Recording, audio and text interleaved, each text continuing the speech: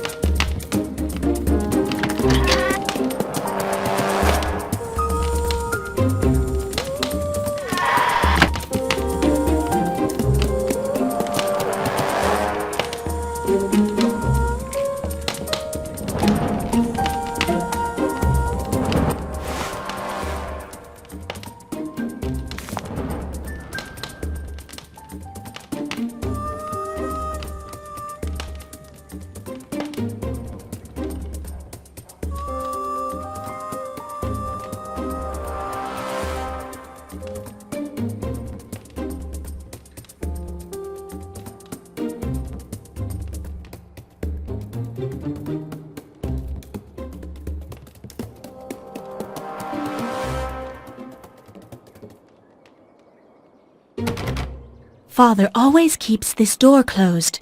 It's a shame. His observatory is definitely the place in the house that I prefer.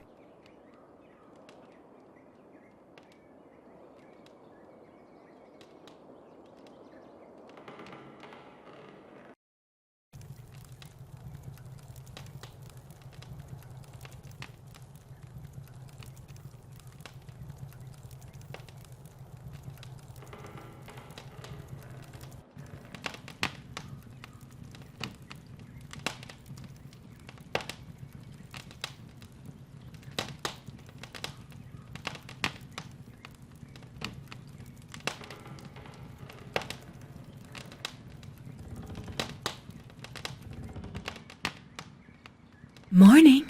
Good morning, sweetheart. Ready to slip into the skin of your brother? I think that I am. Fine. Now you have to work on your appearance. For the moment, you're far from resembling him. Take this case. It'll make you seem more serious in your part, and it might even prove useful to you. Thank you.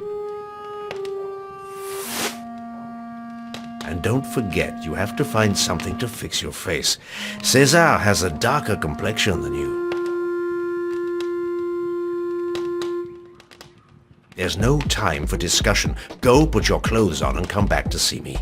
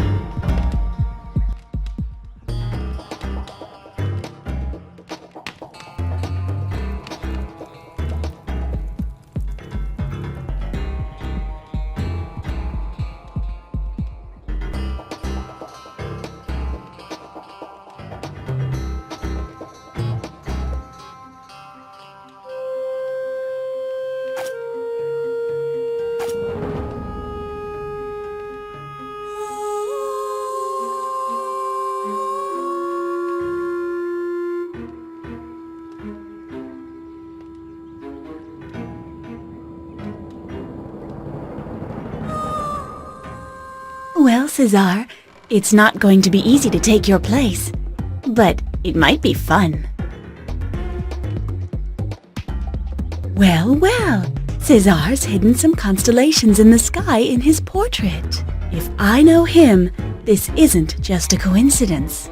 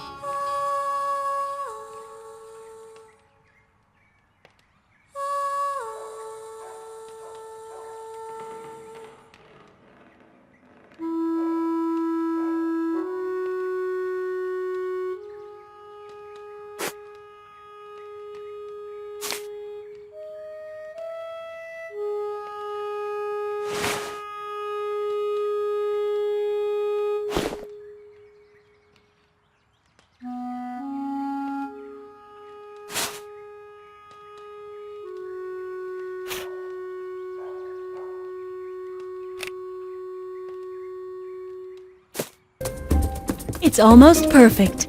Except maybe for my complexion, you'd think you were seeing César.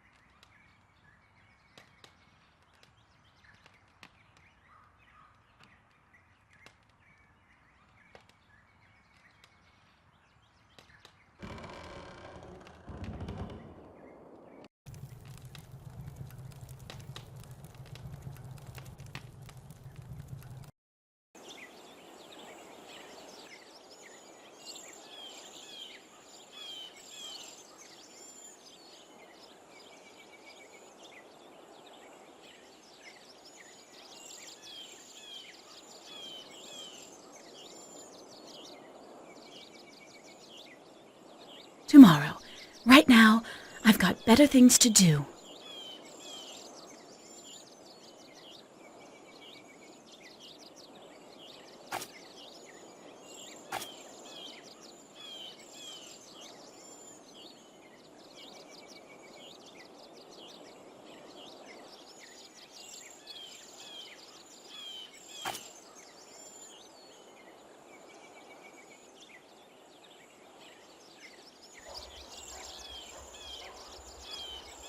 Tomorrow. Right now, I've got better things to do.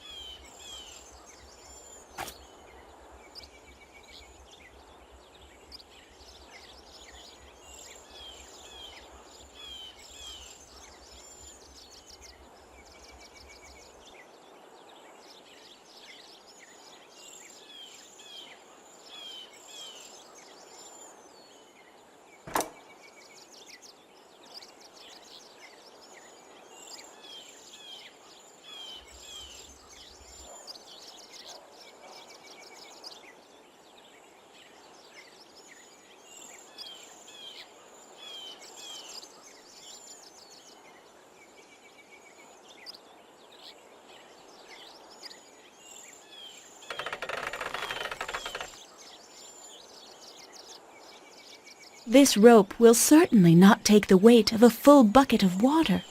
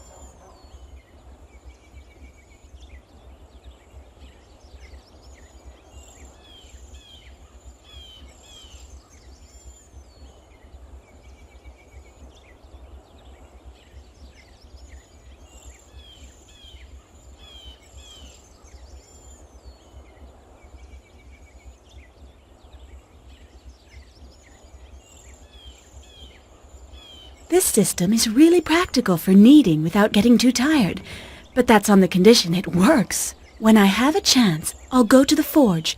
Maybe I'll find something to repair it with.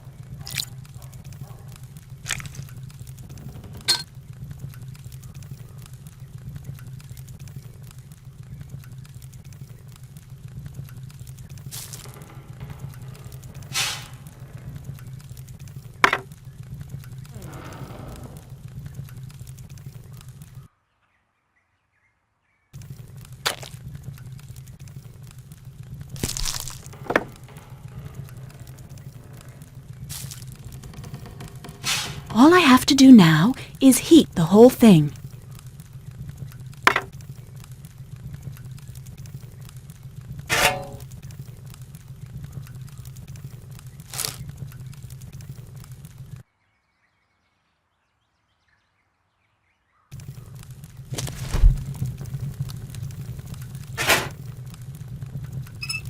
It must be ready.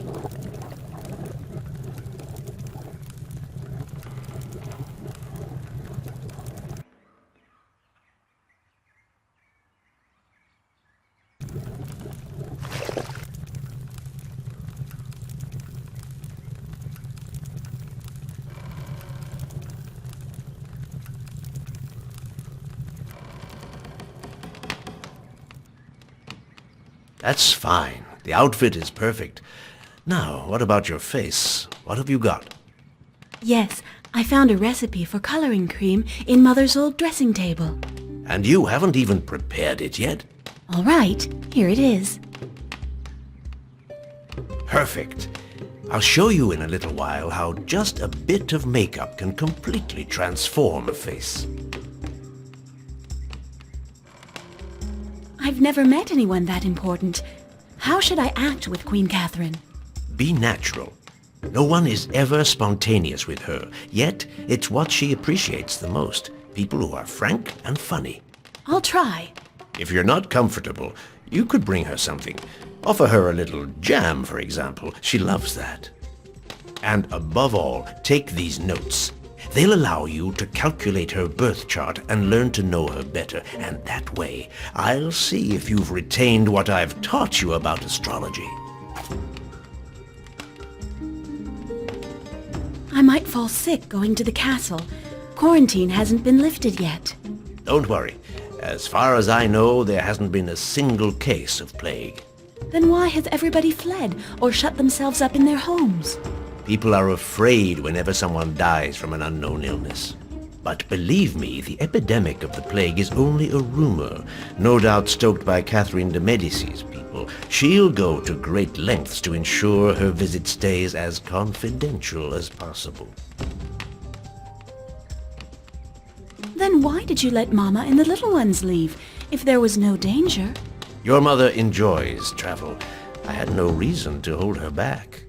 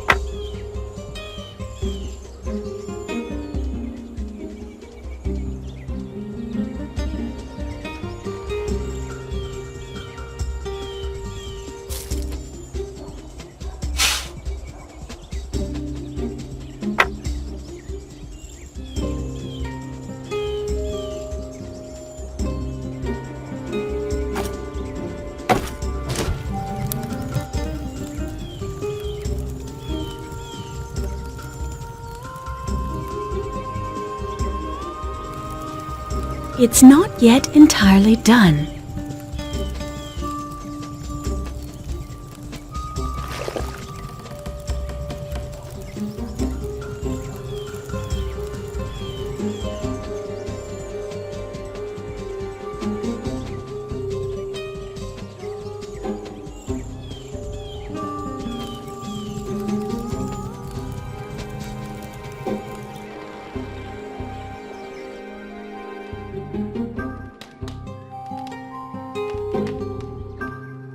The signs of the zodiac and the parts of the body they influence.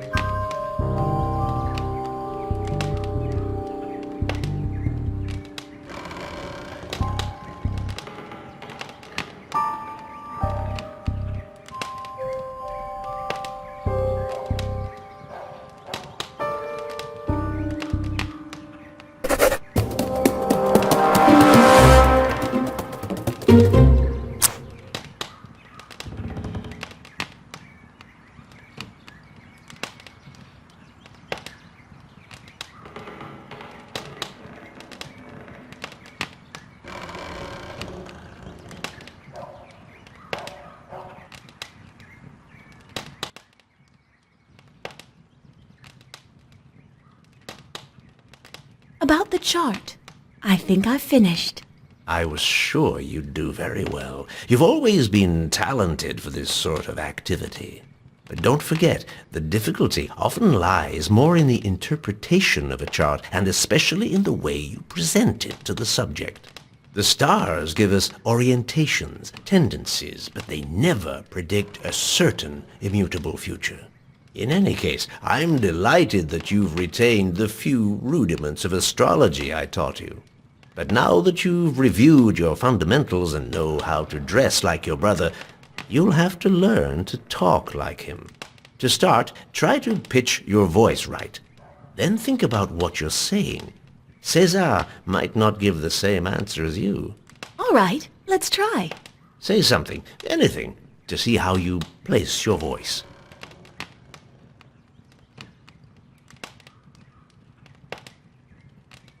Something. Anything. Excellent! You've completely grasped your brother's expression, but there's still some progress to be made on the voice. Try again.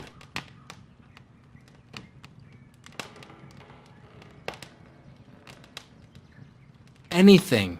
Perfect! You've done it! Let's take a little knowledge test.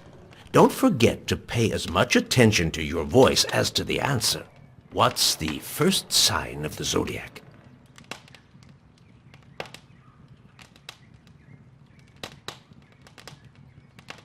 Aries. Perfect. What zodiac sign rules the heart? Leo. Perfect. What common product is often used to avoid contagion? Vinegar. That's it. How do you determine someone's sign?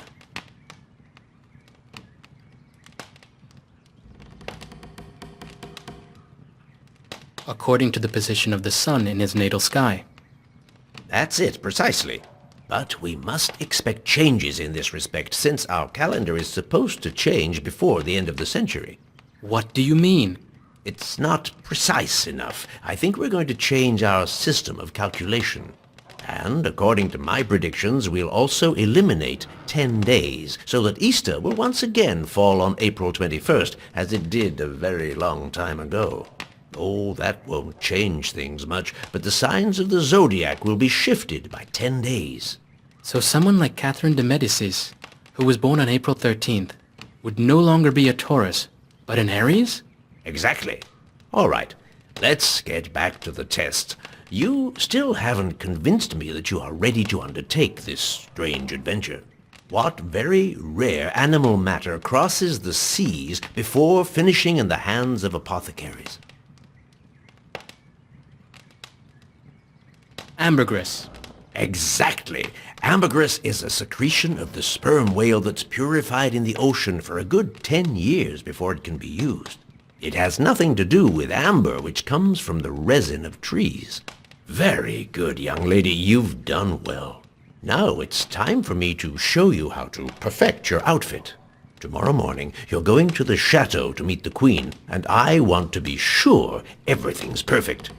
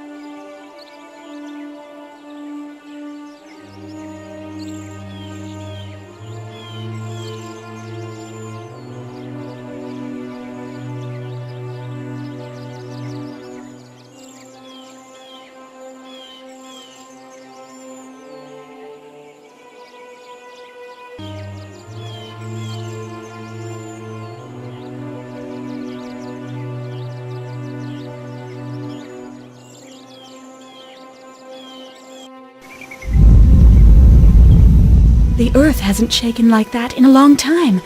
This isn't a good omen.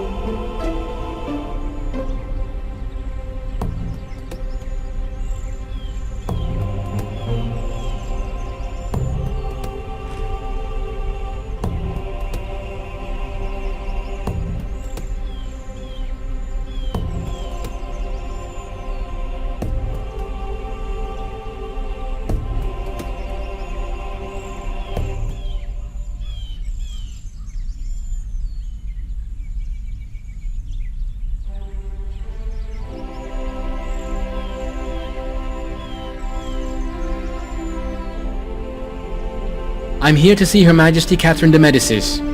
Enter. Her Majesty is expecting you.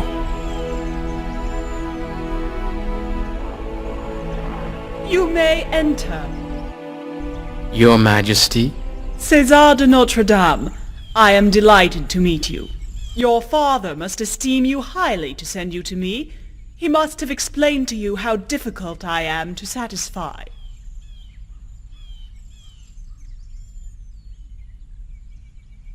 You were mistaken, Your Majesty. He would never have said such things. Don't be afraid to be frank, my boy. When we are alone, I expect you to say what you mean. I need someone I can trust, and not another hypocrite. According to Chavigny, your father is the author of this quatrain. Yet, when I spoke to him of it, he didn't seem to remember. It would seem that these verses are becoming reality. I need to know how this story will turn out, and if misfortune can be avoided.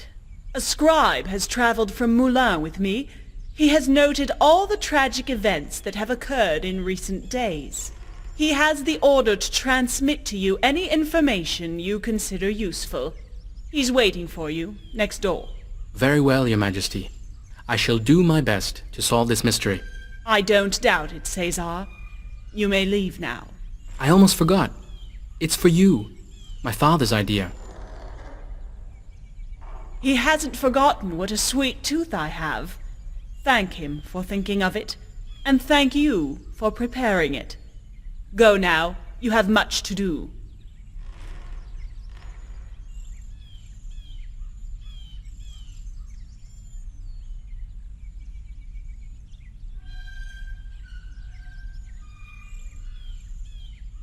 I'll be back when I have something new.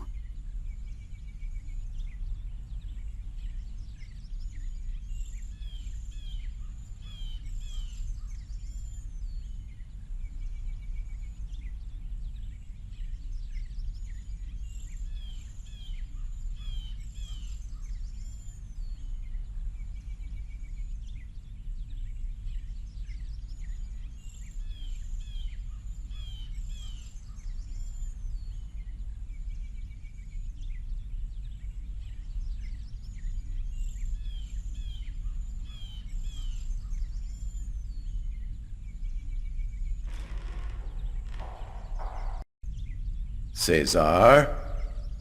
You're really him? To be sure. I thought you'd be older. I'm surprised. Don't worry. My father wouldn't have sent me in his place if he hadn't thought I was up to the task. I didn't mean to offend you, sir. Your youth does you honor. Her Majesty asked me to give you this. These are the notes I took concerning the strange events of the last few days. Can you give me a brief summary of what happened? Of course. On March 20th, the chambermaid of Princess Marguerite was found dead. The circumstances were suspicious. The next day, it was young Henry of Navarre's tutor. We all know that one misfortune leads to another, and that our Lord certainly has his reasons for calling his children back to him. But when, over the following 2 days, a lady companion of Her Majesty Catherine de Medicis, as well as the personal chef of King Charles IX, died in turn, the Queen Mother convened Jean-Aimé de Chavigny to ask his advice. That is how she came to learn of the quatrain written by your father, and decided to leave Moulins and the court to consult him.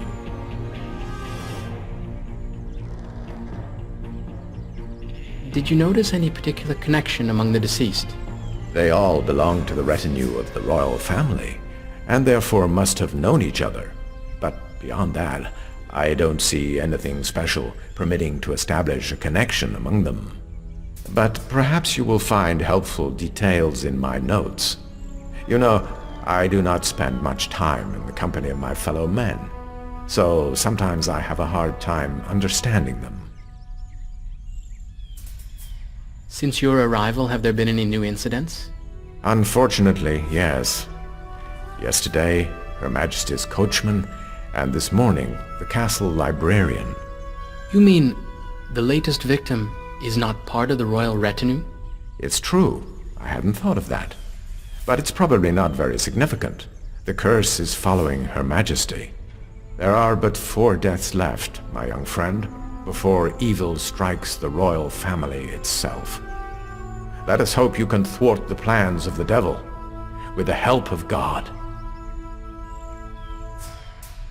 Could I see the bodies of the coachman and of the librarian, and also the places where they found them? The librarian, Philibert, was found in the scriptorium, but I had him carried to the chapel to prepare him for burial. So start by visiting the library. It's just at the bottom of the stairway. You'll see that the accident that killed him caused a great deal of damage. And the coachman? He has already been buried. What with fear of the plague, bodies have to be got rid of quickly. I understand. Thank you for your assistance. Did you know the librarian? Only slightly. We exchanged a few words, but nothing important. I only know that he'd been here just 10 days or so, and had a lot of work. The Archdiocese has many precious works, but till now, nothing had been done to classify them properly.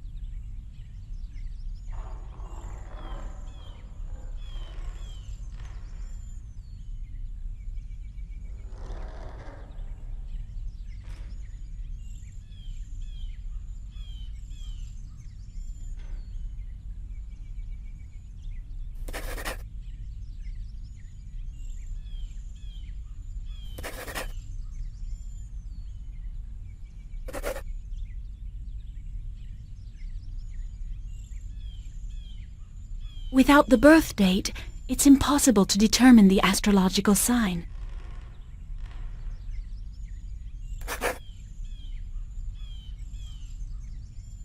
The zodiac isn't complete, yet the astrological signs of the victims seem to follow in order.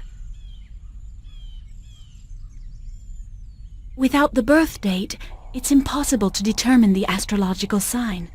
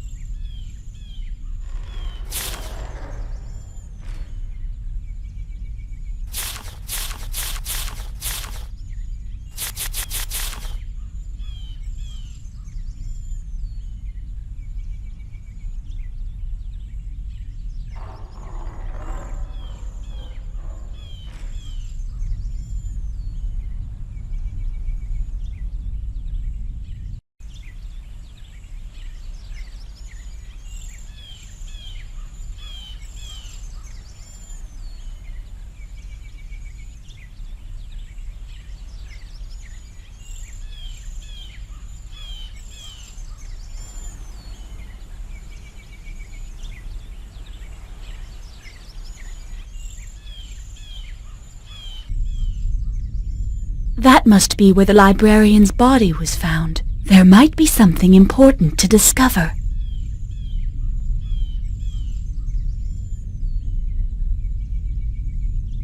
I'll have to clear it.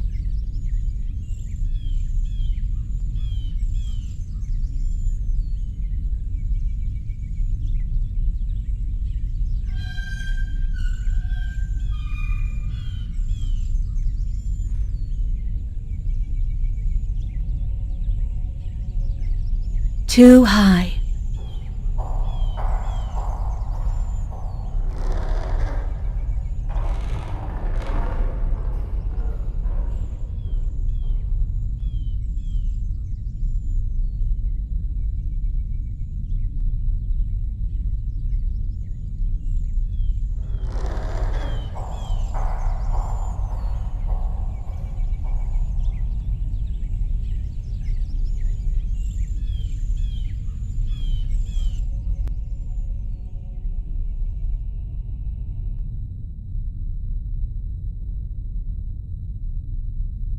It's locked. Perhaps it contains some of the librarian's things.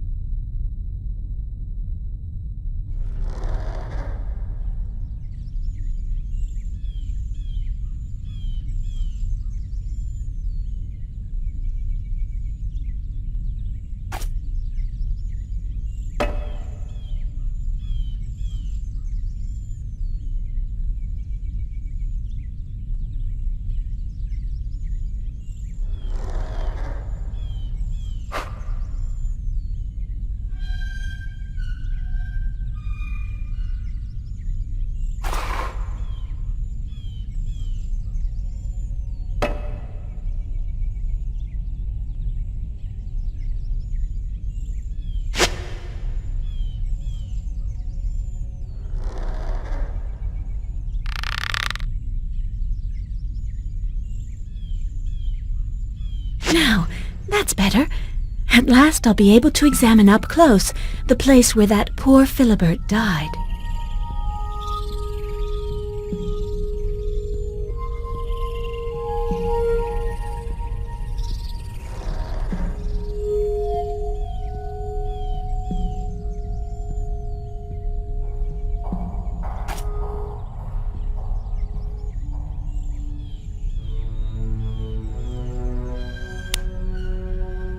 He didn't lose enough blood to die from that. He must have passed away due to an internal injury. These books are magnificent.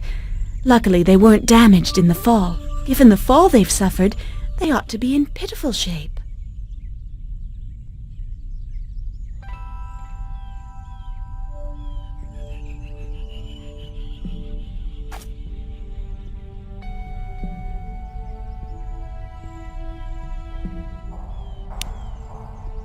Strange, this pile of sawdust.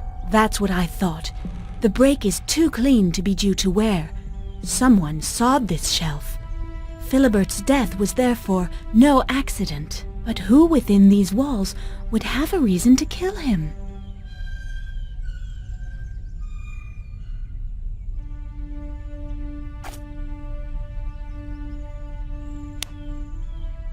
Well before the Romans occupied France, the Celts, a pagan people from the north, claimed to be able to predict the future. It is said they built many underground temples, where they conducted dark ceremonies. So, Philibert was interested in the Celts and their temples. It's surprising that he'd spend time on this sort of thing, when the scribe said he had so much to do since his arrival. Have you found anything interesting? Jean-Aimé. I should have suspected you'd not be far away. I'm delighted to see you again in Salon. I as well, young César. You've changed a great deal since our last meeting. You must have made great strides, too, for your father to send you in his place. Unless he's really in very poor health. You can go visit him if you're worried about him. He'll be delighted to show you he's not yet an invalid. But to get back to this case, I've actually discovered that the librarian's death wasn't accidental. In any case, the shelf didn't fall on its own.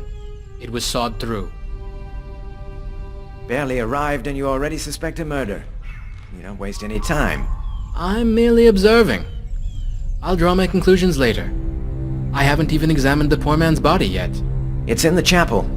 I won't go with you. I've just come from there. And besides a head injury that must have caused his death, Philibert doesn't have much to show us anymore. I'll make sure of that myself. Well then, see you later, César. If you need help, I'll be in my office. Being the son of a talented man has never helped anyone prove intelligent. I'll remember that. I was joking, you know that. Oh, say hello to your charming sister when you get the chance. If she hadn't been a woman, I'm sure your father would have sent her instead of you.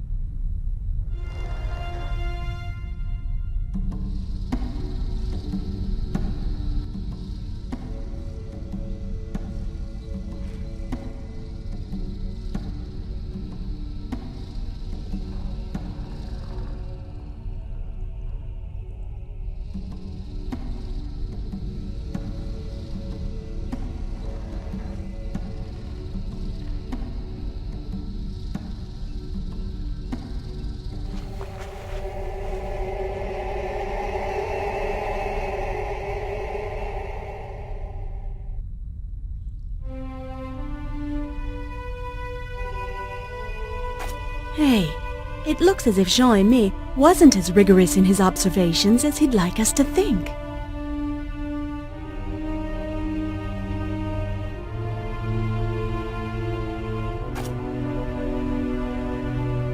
This confirms what I saw in the library.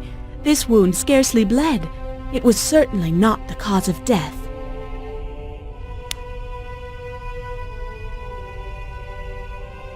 This confirms what I saw in the library. This wound scarcely bled. It was certainly not the cause of death.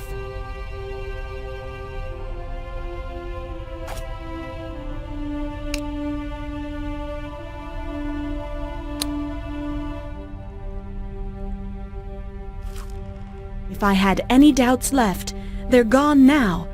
Poison is the only explanation for the condition of his tongue. I wonder how this detail could have eluded Jean-Aimé, and especially, why go to so much trouble to make believe it was an accident?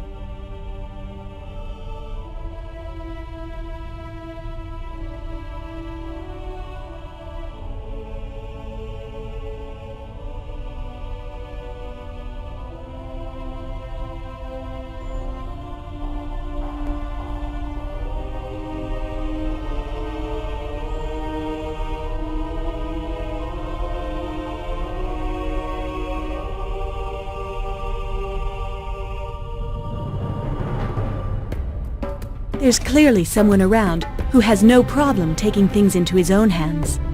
This closet must have contained something important if it was forced open like this. But what?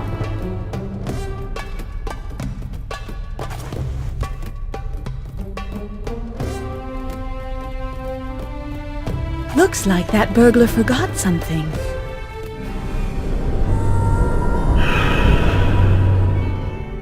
What's happening to me? It looked like the dead librarian.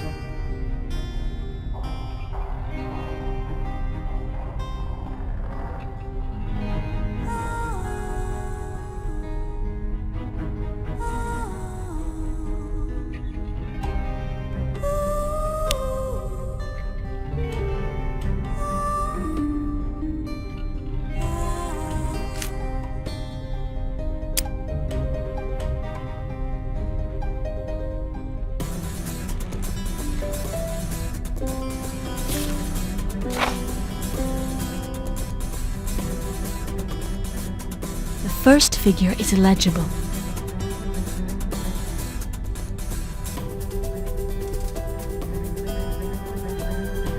All that's left is to piece together what was erased.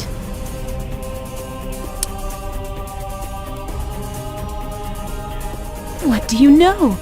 Looks like I found it. AMP 45.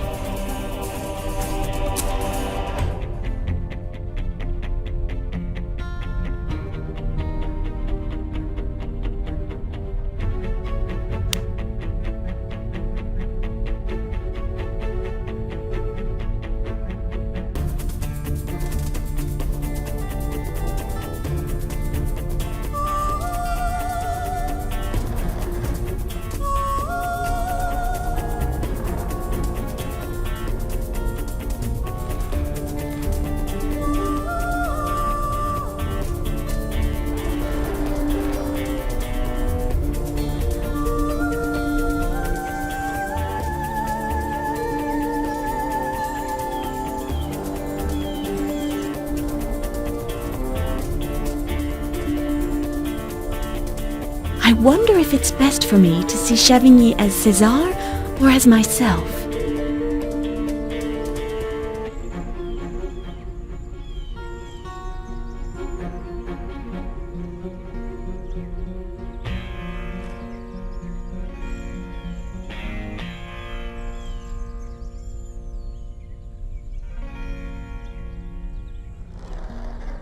César, I didn't expect to see you so soon. I thought I heard you offer your help a little while ago, but maybe you've already forgotten. Very well, I'm listening. What do you need? Information, Jaime. Just some information.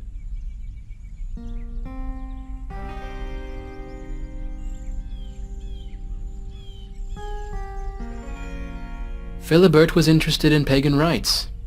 He was reading a text on Celtic oracles. Don't tell me you didn't notice it on his table. Yes, I did indeed see it. The man had an obsession. He was convinced that this village used to be home to a vast community of pagan sorcerers. I think he was looking for their sanctuary. And did he find it? Certainly not. Those are mere fantasies. Absurd. Imagine, hidden underground sanctuaries, spirits. The man was just a heretic, a little crazier than the others. In your opinion, who might have wanted to rummage through the affairs of a dead librarian, if not his assassin? So, you still think it was murder? His tongue is black.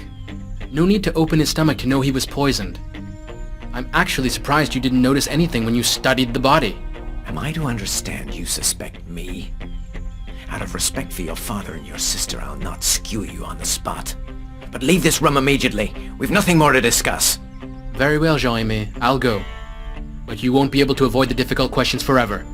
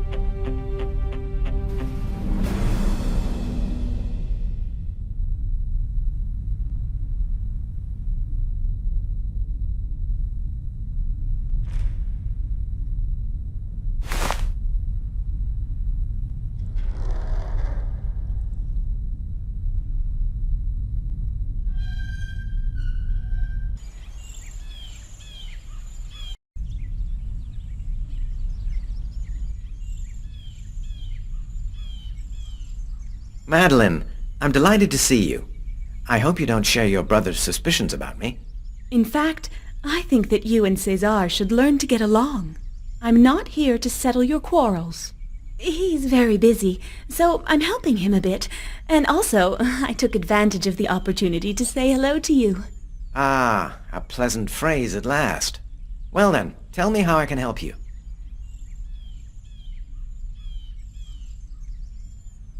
I want to learn more about Philibert. Did you know him at all? Barely. I ran into him twice in the library, but he seemed very busy with his new job. And besides organizing and maintaining the books, what else did his work consist of? Oh, he was doubtless in charge of acquiring new books and...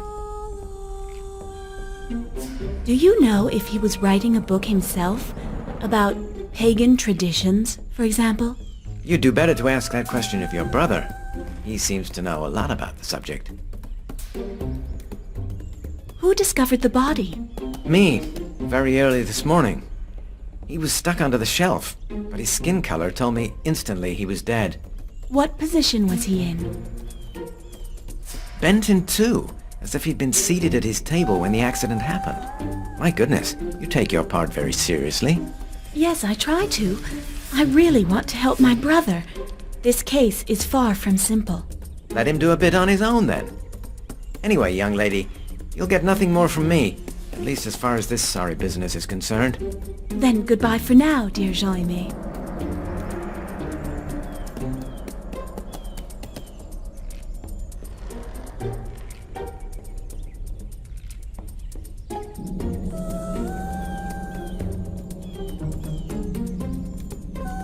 What is there over here?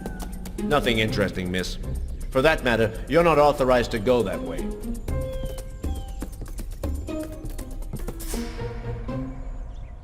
Halt, miss. You have no business being there.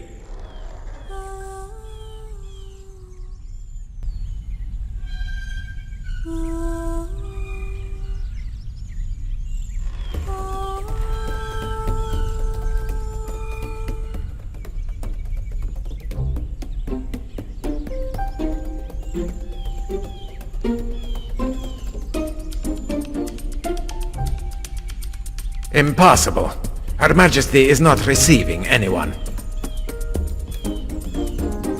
I'm here to see Her Majesty, Catherine de Medicis. Impossible. Her Majesty is not receiving anyone.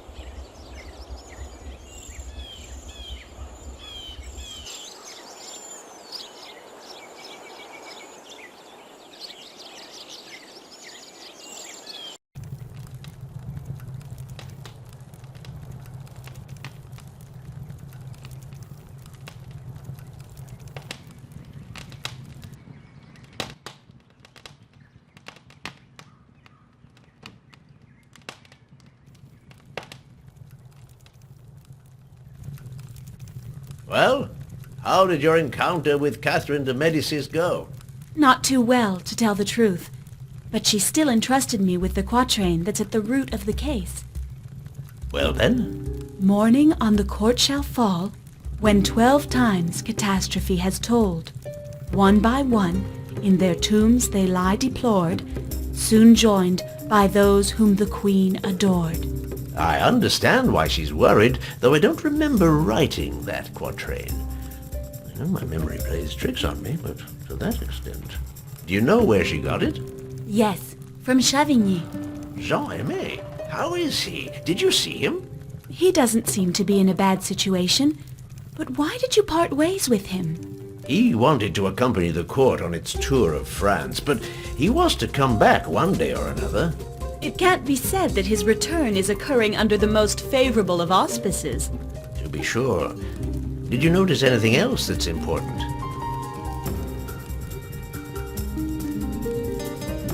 I'm afraid that in the Queen's entourage, there's someone helping the prophecy come true. What do you mean? It seems that the librarian was poisoned.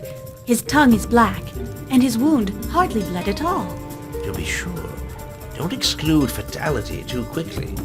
There are those who would say that men are but the instruments of destiny, and that your discovery doesn't contradict the existence of a curse. I recovered information on each of those in the Queen's entourage who died recently. Very good. Were you able to deduct anything from that?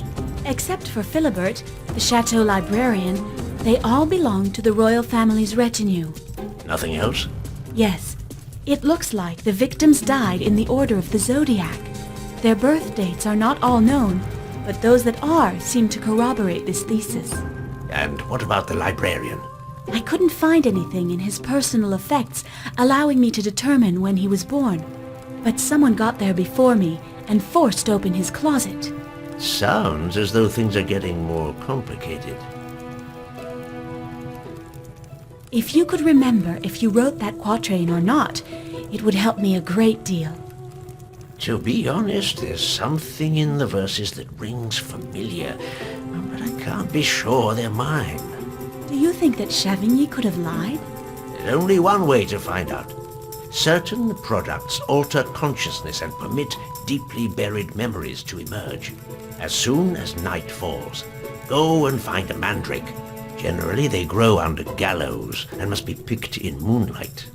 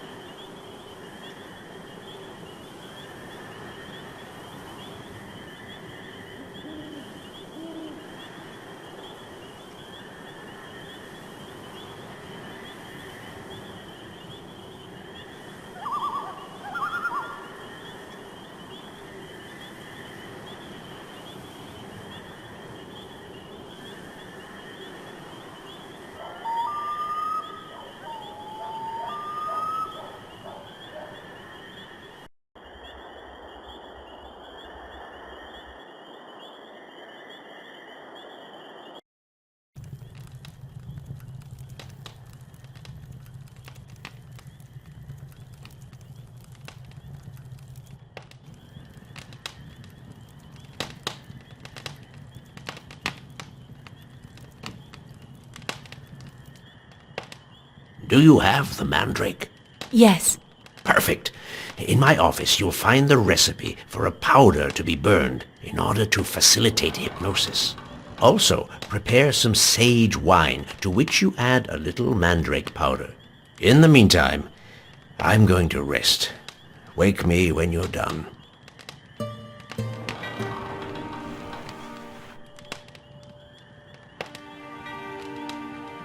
I might as well let him rest.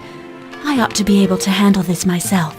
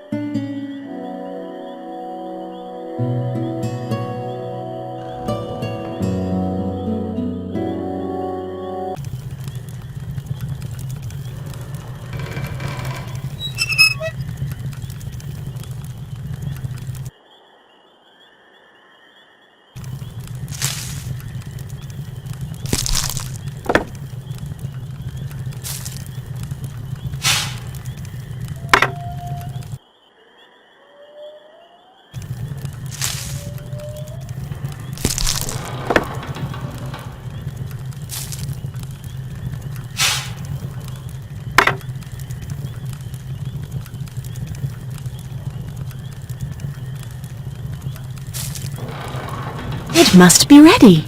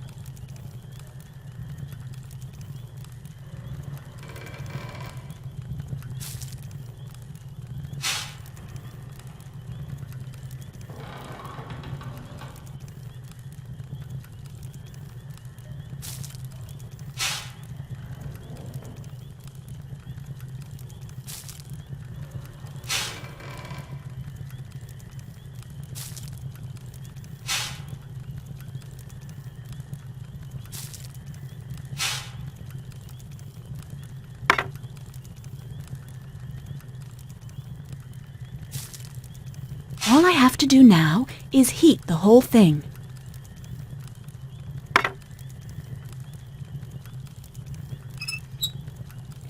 It smells really good. I hope it'll work.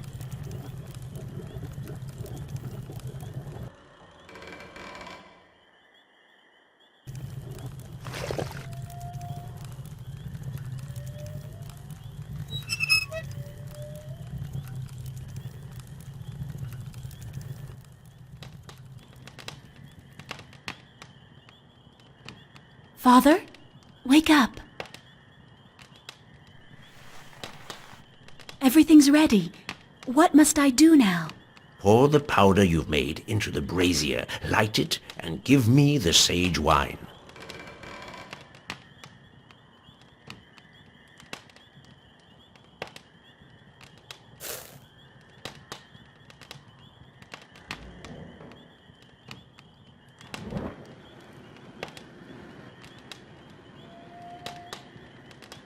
Everything's ready. What must I do now? Give me the sage wine.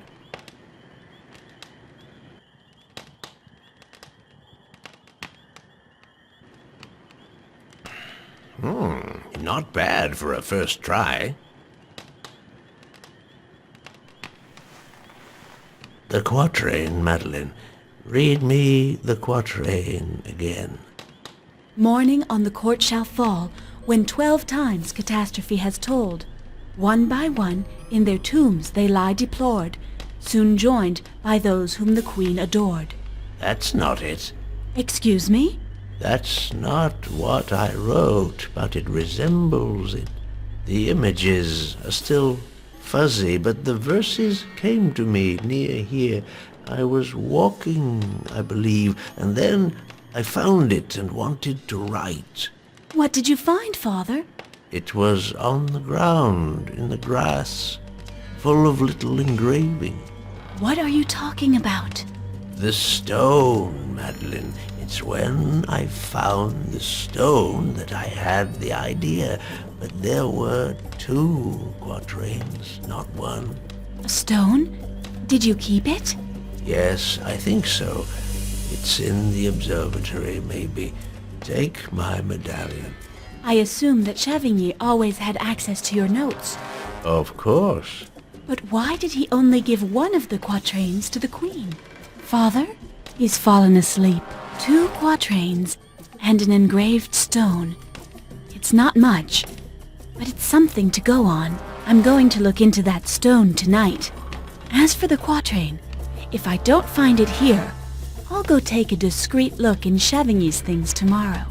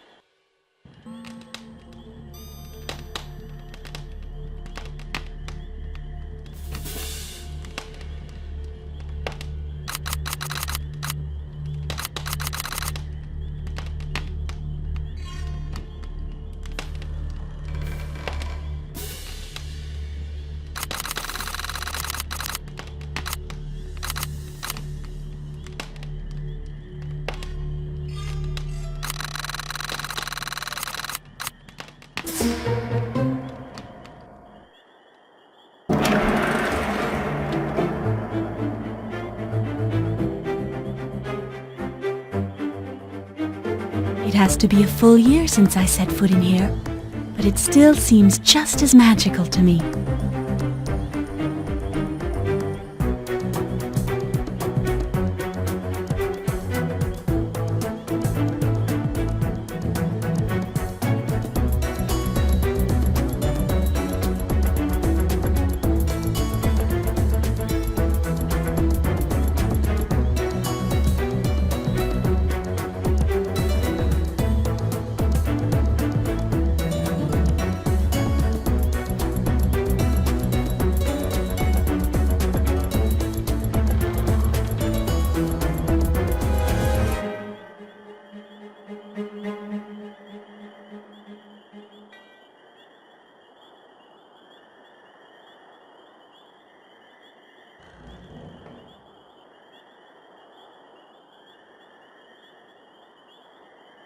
So here's the famous stone. It looks so much like the one that Philibert wrapped up so carefully, you'd think it was the same stone. But it's getting late. I'll clear this up tomorrow.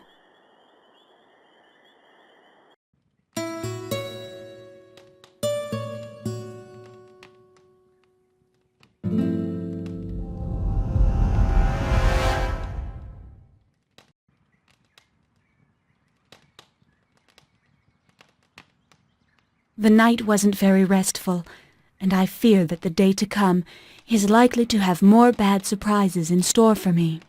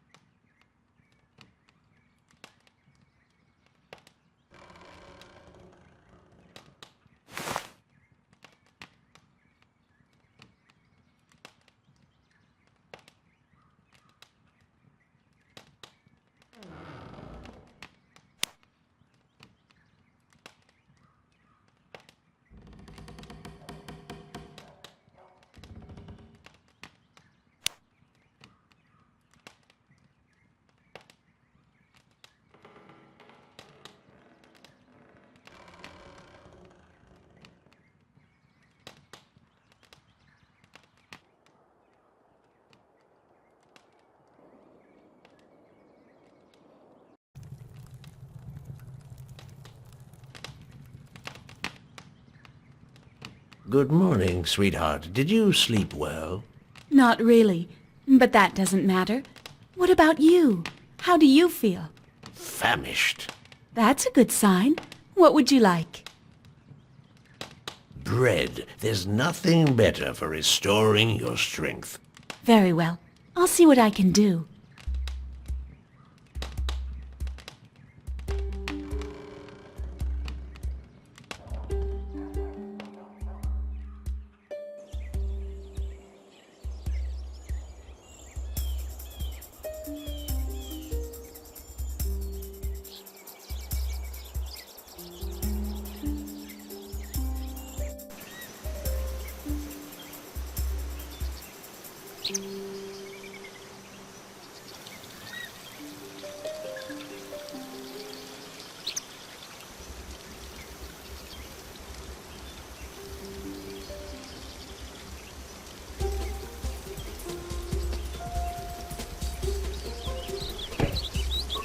What is it? Hello, Smith. It's Madeline de Nostradamus. I need to repair a part from my mother's bread-kneading machine. May I use your forge? Of course, young lady, but you'll have to manage on your own. Since the plague struck our village, I prefer staying away from everybody. That's a wise decision. Yes, but we'll soon be wanting for food. When you finished repairing the bread-kneading machine, I wouldn't say no to a little bread. My wife and children have empty bellies. No problem.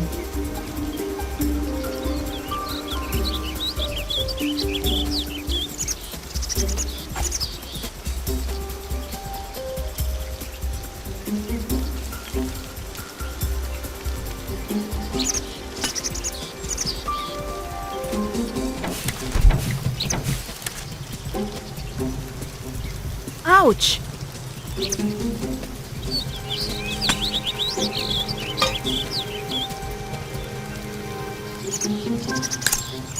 Perfect. I just have to cool the metal and it'll be finished.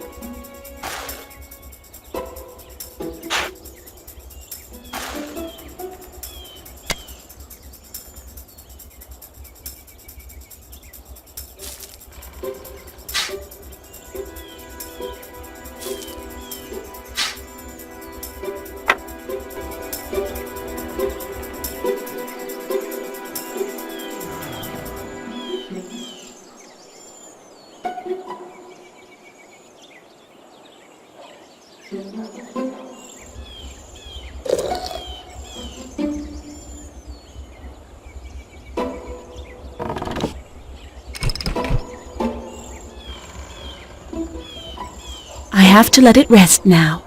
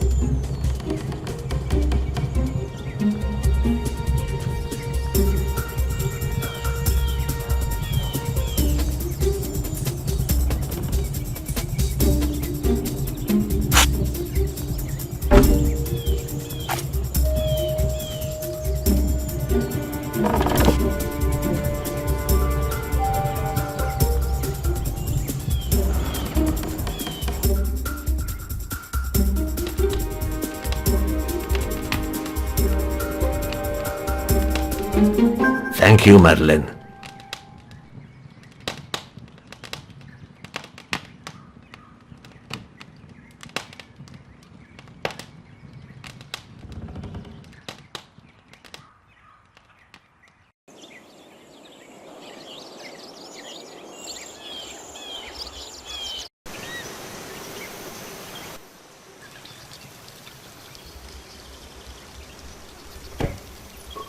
Yes? I brought you some bread. Thank you very much.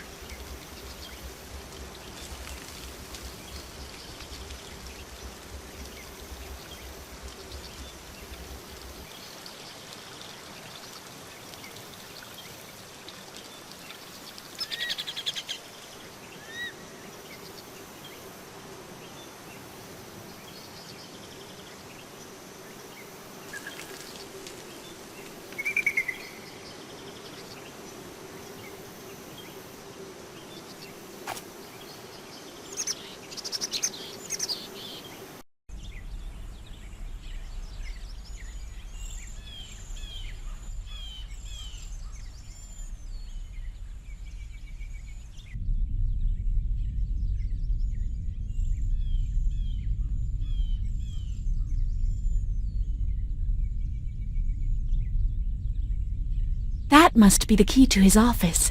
I'd never be able to steal it without being noticed, but perhaps I could manage to make an impression of it. Madeline, permit me to say how delighted I am to see you take such an interest in the key to my rooms. You're always so comical, Jaime. I see the circumstances haven't in the least diminished your sharp sense of humor. Jaime, am I disturbing you? Not in the least, my dear. What brings you here? I like to walk here. The sight of all these books fascinates me. I understand perfectly. I'd like to read them all, but I'm afraid I haven't the time.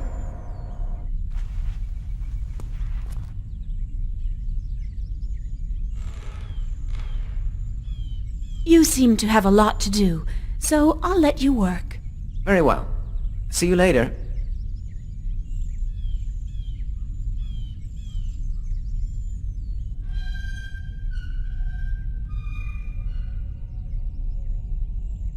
Hello, Scribe. Madeline de Nostradamus, I presume. Indeed. You shouldn't be here. You disturb the calm that prevails in this place. Your brother was authorized to go wherever he likes, but I've received no instructions concerning you. I would ask you therefore to leave, or at least not to bother me.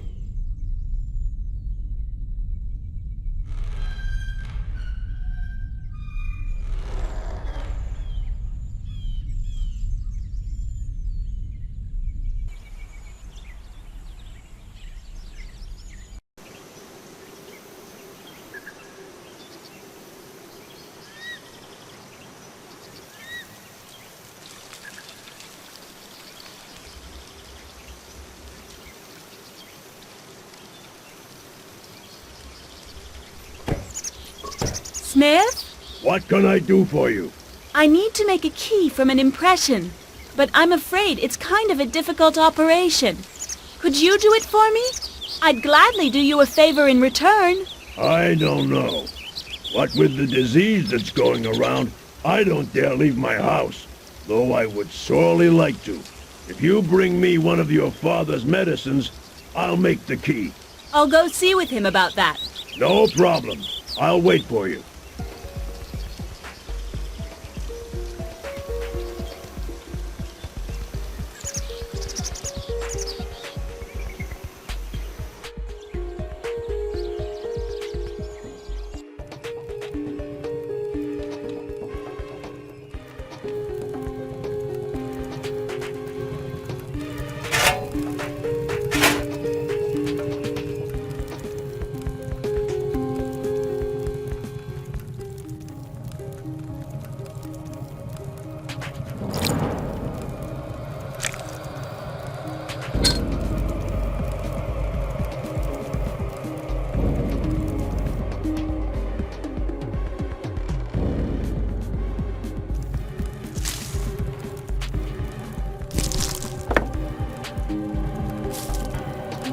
It must be ready.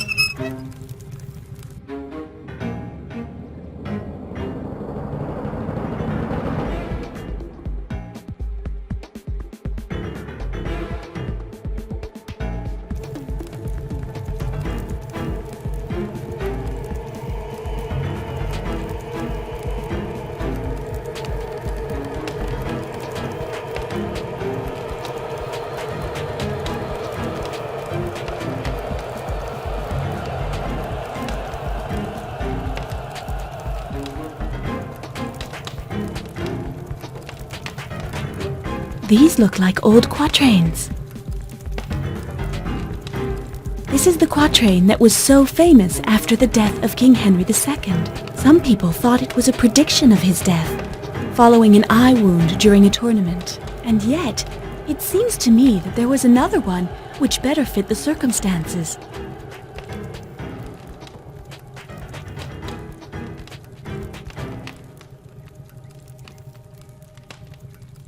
It's just as I thought. This quatrain could correspond much more readily to the death of Henry II. For that matter, I'm ready to bet that it's this one that will be associated with the event in the end.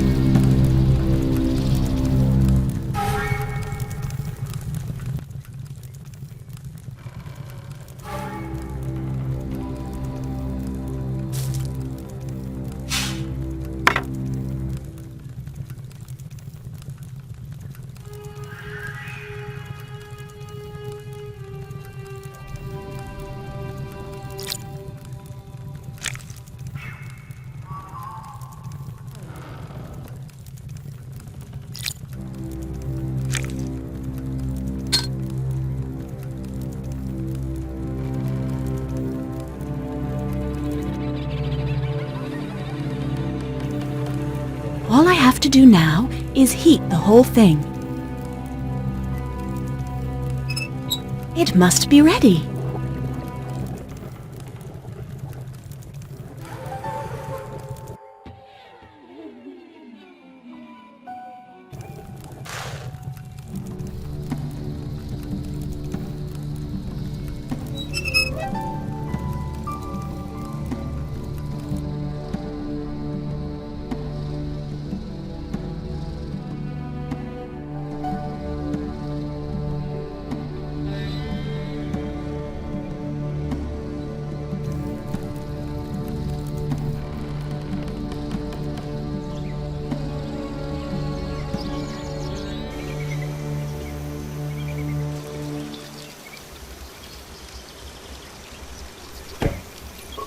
Yes?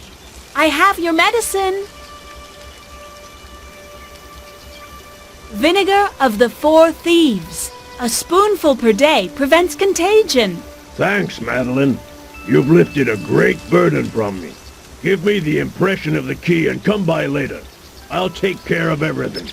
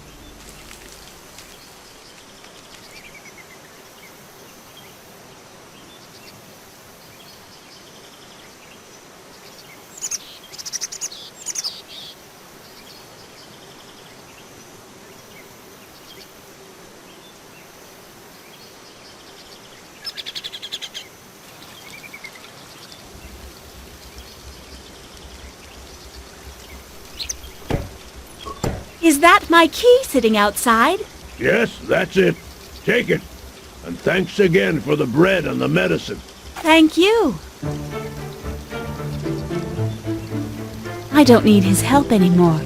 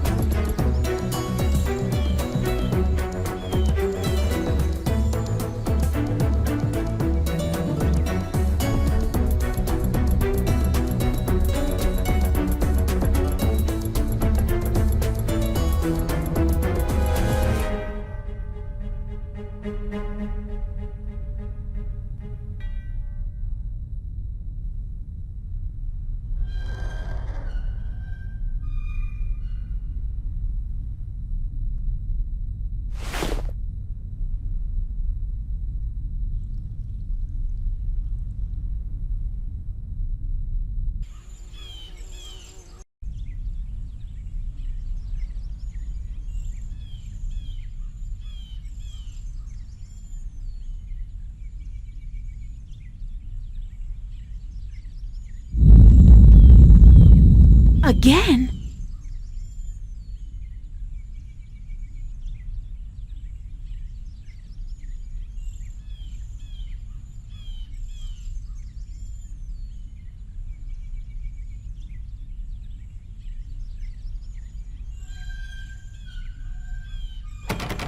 Locked.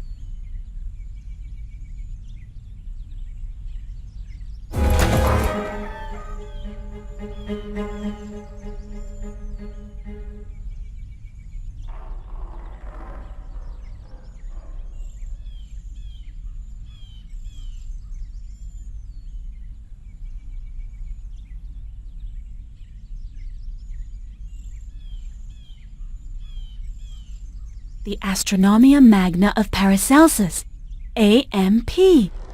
What if Philibert's message referred to this work? Incredible, that Philibert.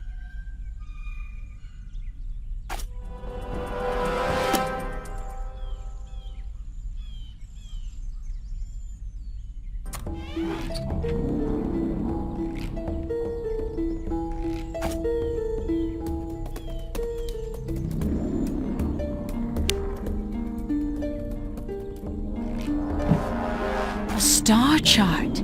That's interesting.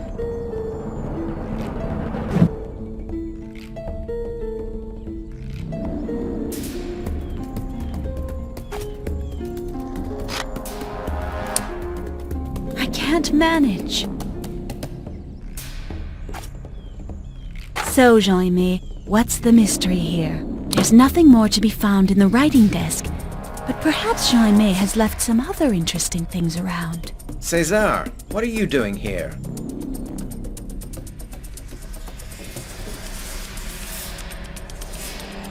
My job, Jean-Aimé, my job. My mission is to understand what's going on here. And it seems to me that you possess certain elements that could enlighten me. That doesn't give you the right to search through my things. Are you sure? Do you think we should ask the Queen's opinion about that? Her Majesty would surely be curious to know what you're hiding so carefully. And to think I took you for a stand-up fellow, loyal and honest, like your father. You really must take me for an ass. Do you think I'd fall for such hollow words? Very well, César, calm down. There's no need to go to the Queen Mother. What you found is the original version of the prophecy, written by your father. I gave her a version that was shorter, and above all, clearer. You know yourself how obscure Nostradamus' writings can be. You pillage his labor and then you amputate it. Simplified, I said. I just simplified it to make it more accessible. And in fact, my interpretation turns out to be right. Everything is occurring exactly as in my version of the prophecy. To be sure. It's almost scary when you think about it. What are you insinuating? That I'll tell my sister to be on her guard. Be very careful what you say, César. You won't always be able to hide in the shadow of the Queen Mother or of your blasted family. So, the mask has fallen at last, Jean-Aimé. I think we have nothing left to say to each other for now. Oh my God!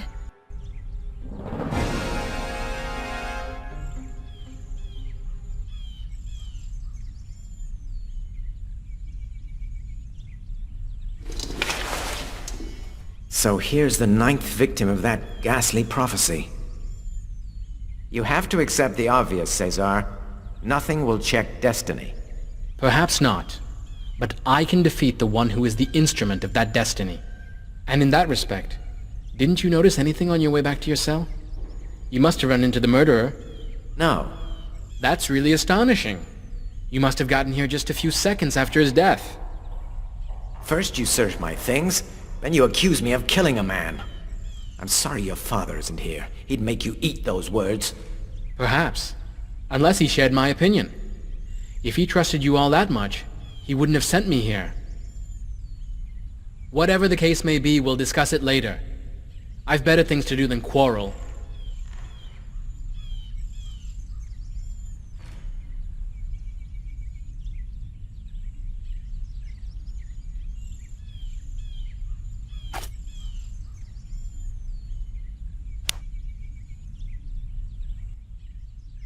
Interesting.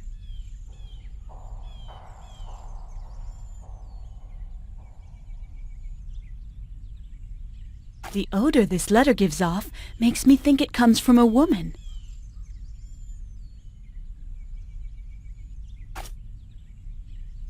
He most certainly was killed with a dagger. The one who did it must have had his trust. He could come close without the guard trying to defend himself.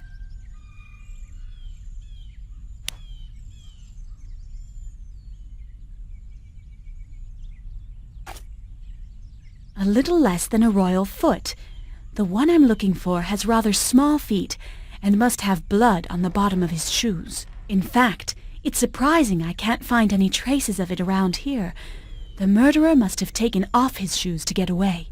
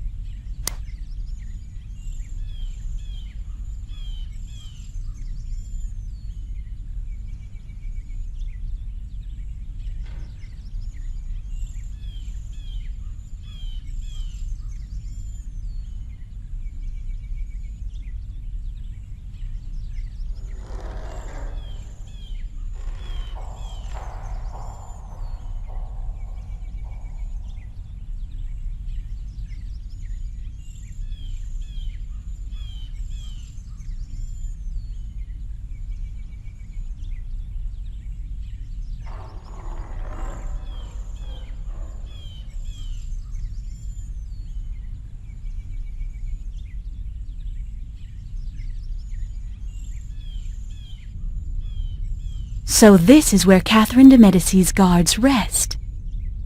It must be because of the weapons here that entry is forbidden.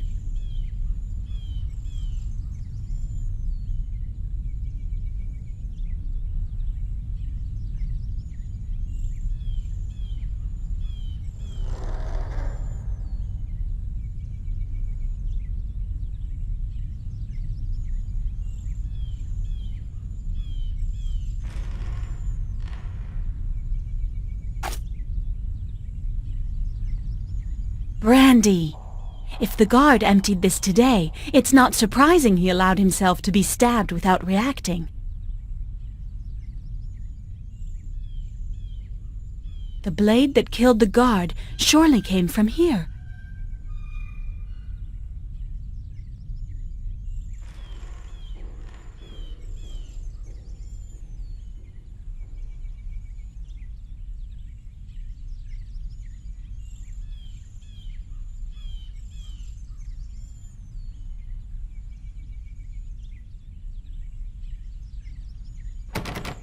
Locked.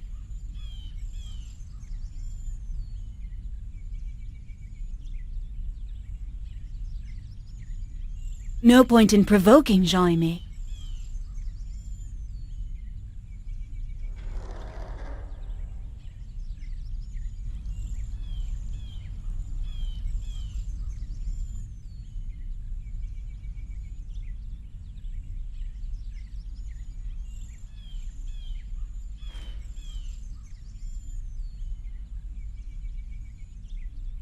I just found the other guard, who was stationed on the second floor. He's dead. My lord, who would have dared? Did you see anything? Unfortunately not. I arrived too late. But he was surely stabbed. Stabbed? I can't believe it.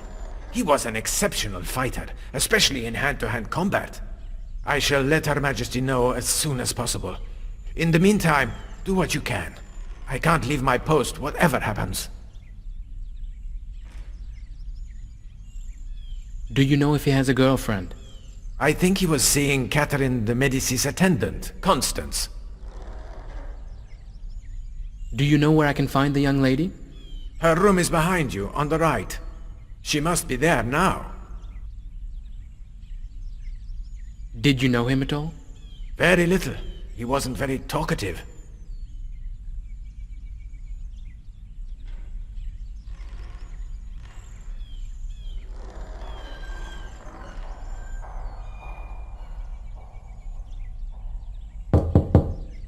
Constance? Yes? I'm César de Nostradamus.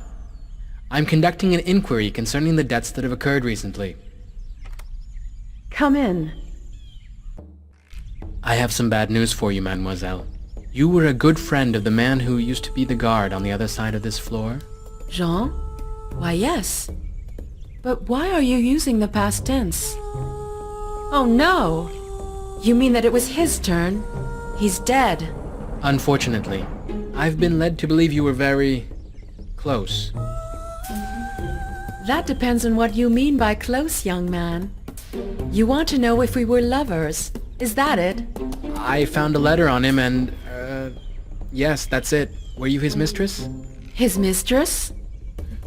If that were so, I obviously wouldn't be laughing like this with you, even if I find you very charming indeed. No, we were just lovers, but in fact, I hardly knew him. I'm sorry if I shock you, young César. Not at all, mademoiselle. I'm merely surprised. It's the rose that made me misjudge your relationship. A red rose speaks of passion, young man, which is very different from love. And men love to be flattered, do they not? Tell me, what is your favorite flower? If you don't mind, we'll speak of petals later. A man has just died, and even if you weren't in love with him, you knew him sufficiently to be able to answer a few questions. Charming.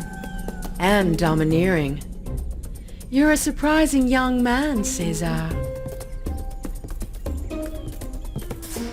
What can you tell me about the dead man? His name was Jean.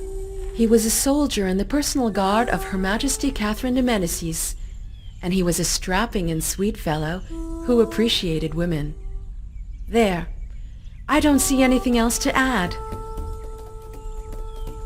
Have you heard of the prophecy? The famous quatrain written by your father that promises us other deaths? I thought that information was confidential. How did you learn of it? I know of it, that's all. Why are you here? Because Her Majesty asked me to accompany her, of course. I am, let's say, her lady-in-waiting, that's it. Although that's not really my greatest talent. I don't doubt it for an instant, Constance. But helping me doesn't seem to be among your principal qualities either. To be sure, but a young man of such wit ought to know better how to get what he wants.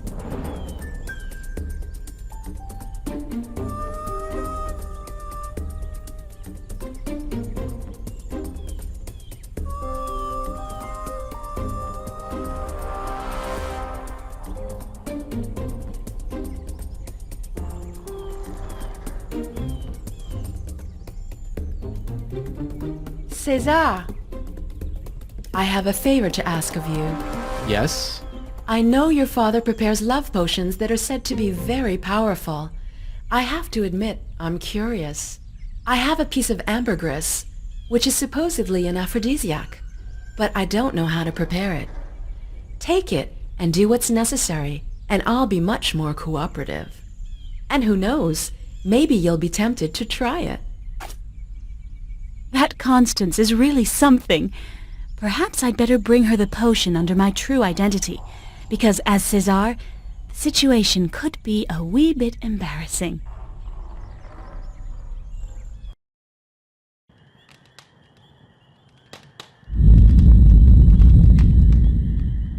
You're home, sweetheart. It's night time already. I must have been asleep for ages. That's true, but you must have needed the rest. How do you feel? Tired, but I'll be all right. Well, young lady, how did your day go? It was gloomy, to tell the truth. I searched Chavigny's office. What a shifty one he is. And then I discovered one of the guards dead, before I met a certain Constance. Another death? Yes, he was stabbed. You have to hurry to uncover who is working to make the prophecy come true. I found 2 quatrains written by you that are similar to the prophecy. But what's disturbing is that everything's happening exactly as in the quatrain corrected by Chavigny, and not as in the original verses. Interesting. That leads one to think that either Chavigny's talents have developed, or that there's a killer inspired by his writings. I'll try to learn more tomorrow. Oh, I also found among Jean-Aimé's things a chart with no name on it for someone born on December 13th, 1553, if I recall correctly. Are you sure of that? Yes. Why? That date is familiar. I'd be ready to bet that I worked on that chart. Take this key and go and look in my desk drawer. I may have kept a trace of it.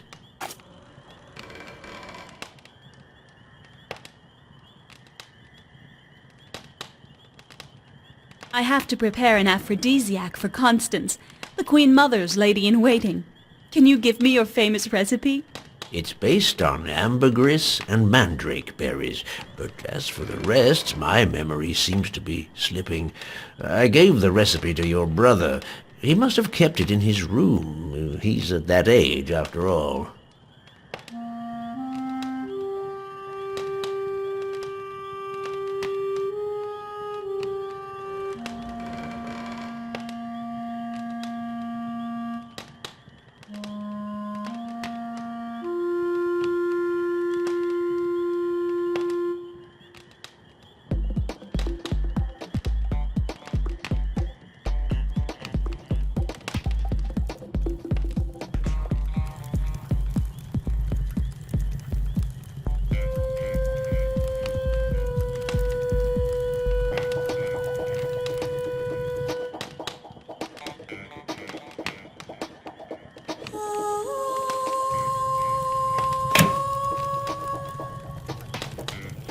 It looks like the same chart as the one I found at Chavigny's, and it's Queen Catherine's nephew's.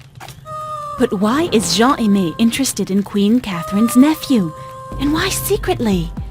This is most disturbing. Maybe if I examine the near future of young Henry of Navarre, I'll better understand the reason for so much mystery. And it will be a good opportunity to use the solar return machine.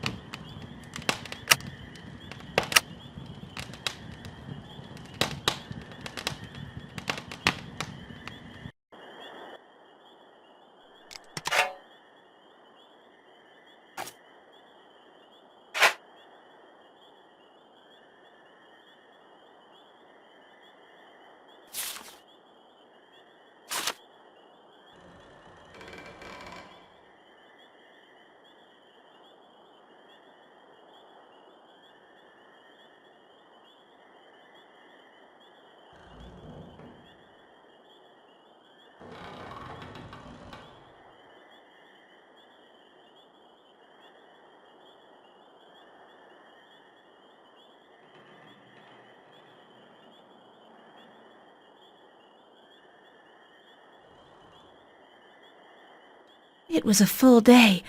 I'm exhausted.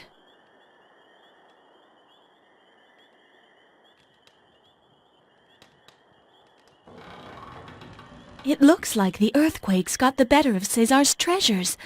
I don't remember this chest being visible.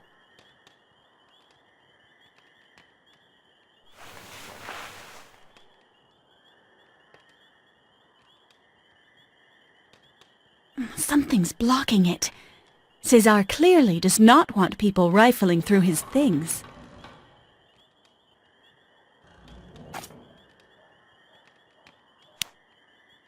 It's blocked.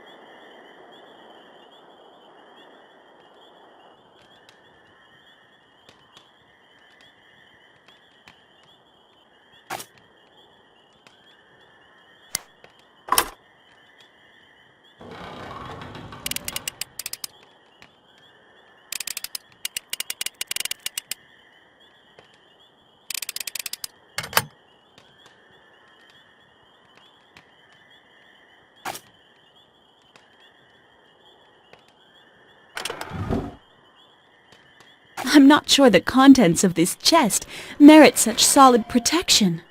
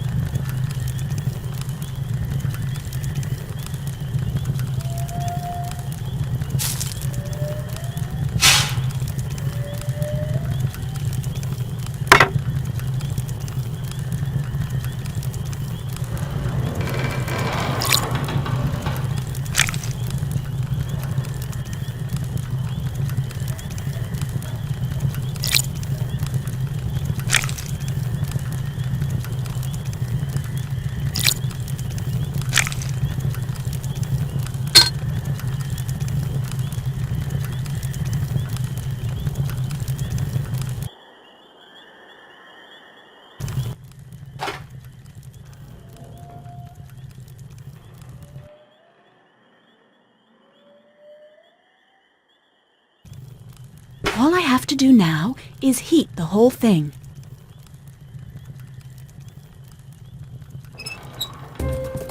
Perfect. I think I've got it.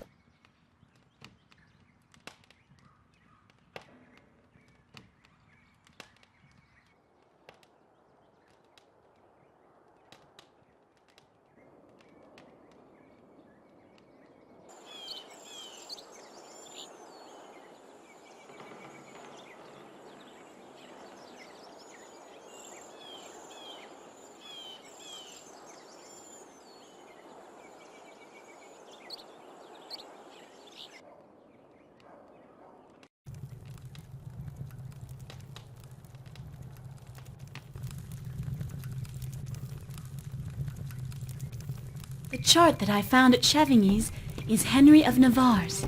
I knew that birth date was familiar. I suppose you calculated his horoscope. I did indeed, and he's in danger. Given what I could glimpse of his future, I think this curse is just an excuse for attacking him. That's possible. There are many people who would do anything to keep a Huguenot from ascending to the throne. The best way to protect young Henry is to stop this sinister series of murders.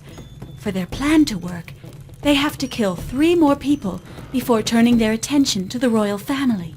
And if it doesn't appear to be the result of a divine curse, attacking him might be more delicate. Very likely, but these people, whoever they are capable of anything. Who knows? In their plan, we might be among the next victims. One more reason to put a stop to all this. Should we speak to the Queen Mother of it? I'm not sure. I don't think she could be a part of this plot, but those who are pulling the strings could be very close to her. So long as we have nothing tangible, it's better to keep it to ourselves. But go and see her anyway. She would find it suspect that you make no report. You know him well. Do you think Chevigny could be behind all this? Not long ago, I would have answered no. But there are many disturbing things here, and after all, money and power can change a man. Don't trust anyone. The future is fickle, Madeline. If I had foreseen what is happening today, I would have sent you far away with your mother. Philibert must have felt threatened. He left behind a little stone, almost the same as yours, and a paper with the letters A.M.P. followed by the number 45. That note led me to the Book of Paracelsus. Philibert was a cultivated man, and what did you find in it? A sheet covered with strange signs. In fact, it seemed like an alphabet. It was perhaps related to his research on Celtic symbols and to the engraved stones. The motifs were very similar. Interesting. What book did you find that sheet in? Excuse me? The Astronomia is divided into 4 tomes, and from what I remember, the edition at this chateau doesn't bind them all in one book. Therefore, there are 4 separate volumes, and perhaps 4 notes by Philibert.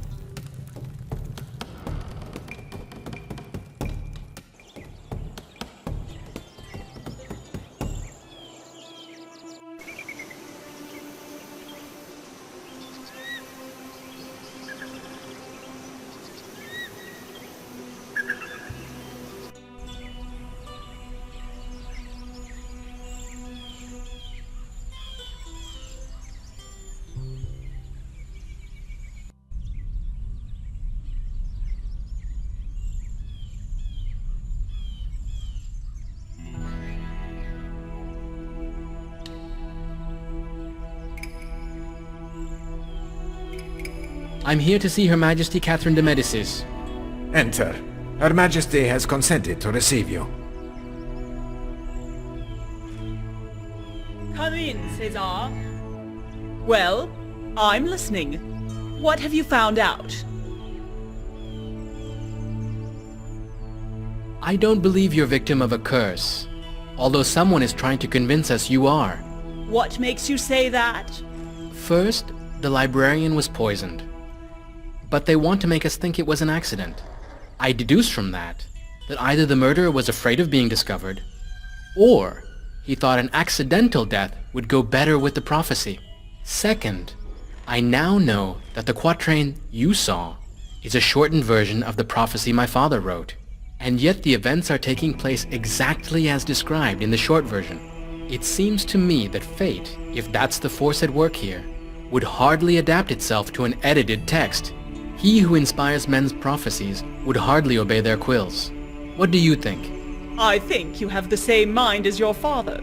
I agree with you. There's something not very coherent about this so-called curse. Do you know who was aware of the quatrain you gave me? Chavigny, of course, the king, and also my apothecary and myself. The king cannot be suspected, and my apothecary is dead. So on the list of suspects, I can only see your father's secretary, unless he showed it to someone else himself. I'm going to speak to him about it. As for me, I'll give the order not to let him leave the chateau, as long as this business isn't settled. It seems to me that Constance also knew about the verses. Yes, she had heard of them, but she doesn't know the precise contents of the quatrain.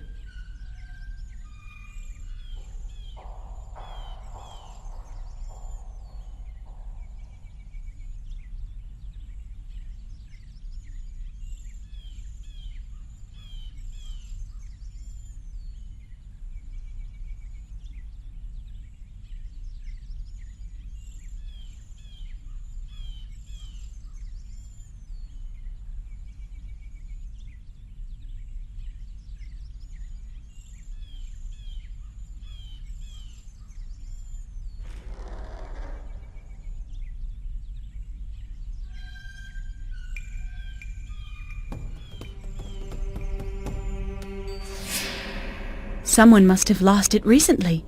I didn't notice it. Maybe it's Chavigny. His door seems open.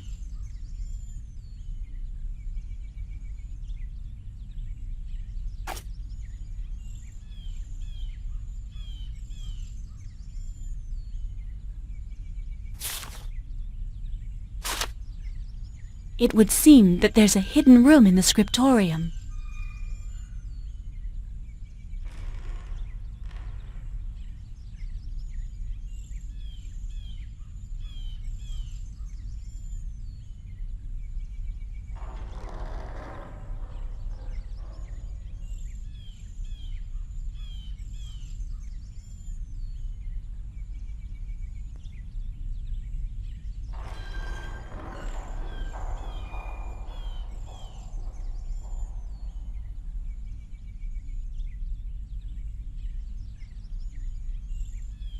Well, well. To what do I owe the honor of your visit? A question, Jean-Aimé. I absolutely must know who was aware of your version of the quatrain. Someone is using it as an inspiration for murder. But the Queen says few people knew of it. Do you mean she suspects me? And I suppose I owe that to you and your brilliant deductions. If you're not guilty, help me find the murderer. But how? Someone could have rummaged in my things and found the quatrain. You're not the only one capable of breaking in. It's better to leave it at that for now. If he is indeed the killer, I'd be well advised not to spend too much time in his company.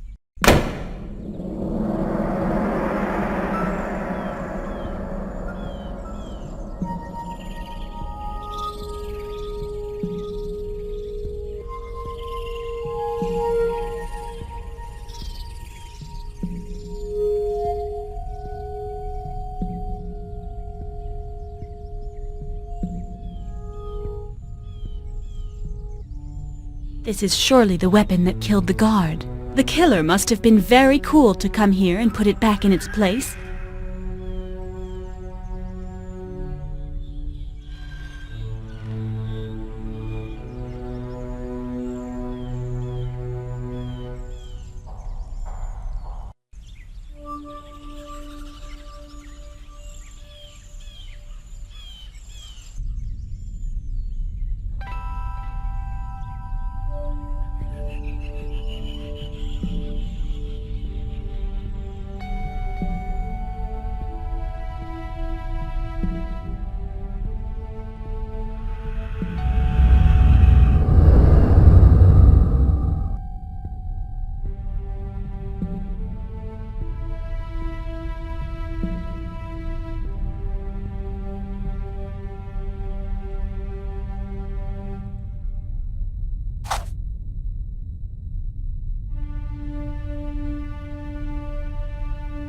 But I was so sure Philibert's key would work. It goes in, but won't turn.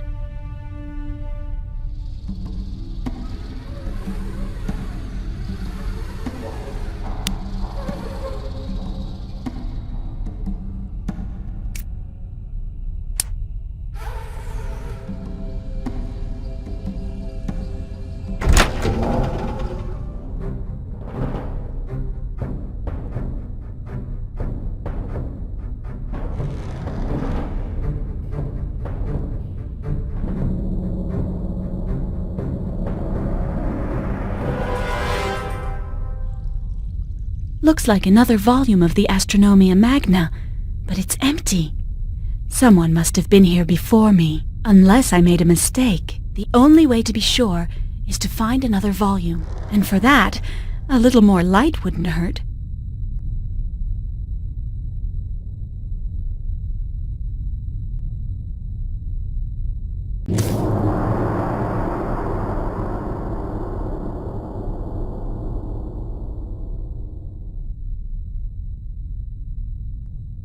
This volume is empty, but I've still got 2 more to find.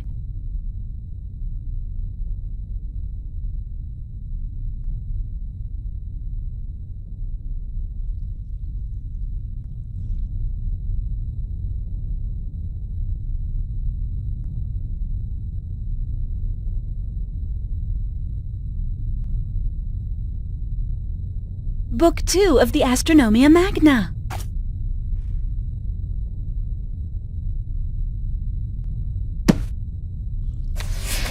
I knew my father was right. Philibert's message didn't concern a single book. I just have to find the last book of the Astronomia Magna.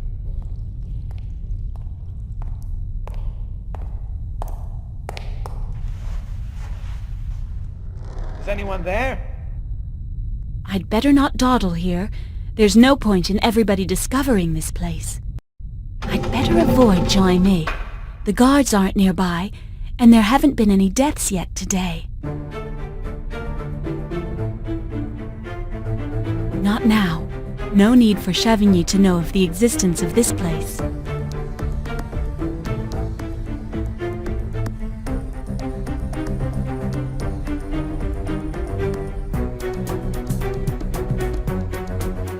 It's time to pay a visit on Constance. I still haven't brought her the aphrodisiac potion.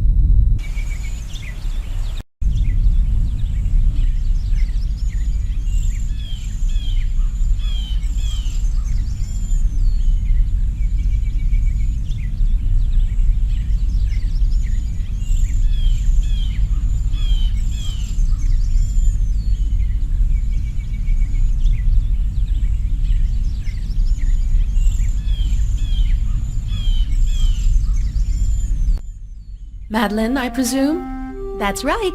I brought you the aphrodisiac potion. Thank you. It would seem your brother is scared of me. Perhaps he is. In any case, I'd say you didn't leave him indifferent.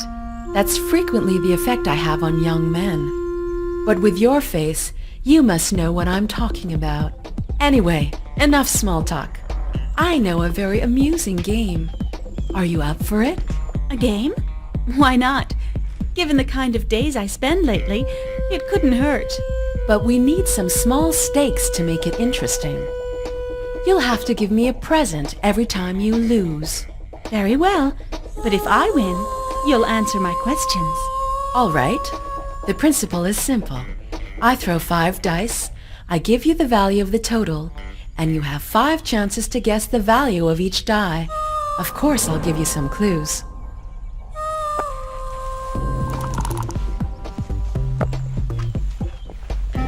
The dice are cast. It's up to you.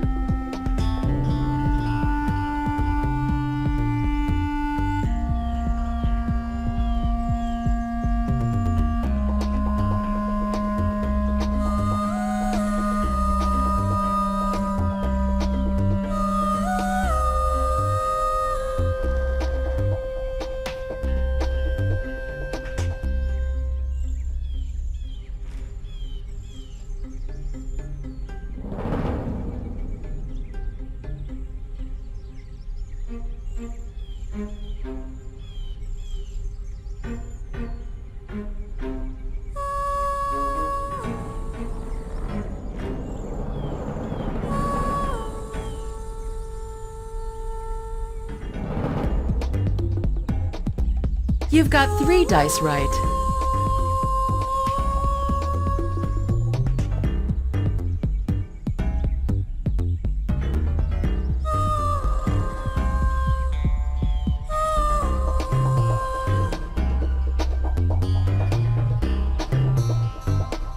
Exactly. You got it. I'm listening. What do you want to know? I need to learn more about Philibert. Did you know him? Yes, I did. We talked the evening before his death. He seemed rather worried and made a strange request. I'm listening. He wanted me to keep this medallion for him, as if he were afraid someone would steal it. That's surprising. It doesn't seem to be a very valuable object.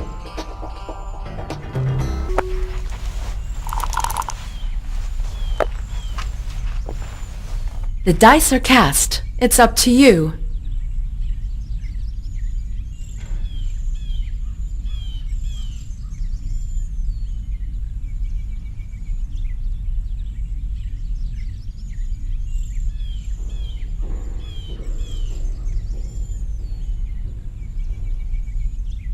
You've got 3 dice right.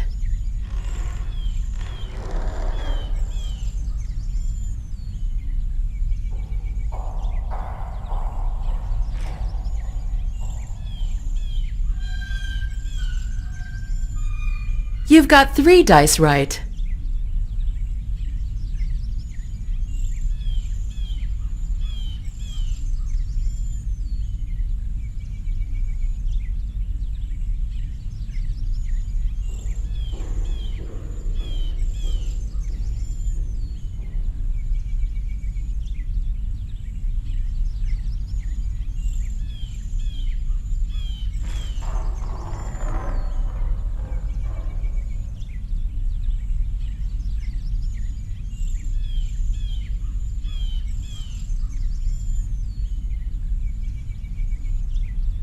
You've got 3 dice right.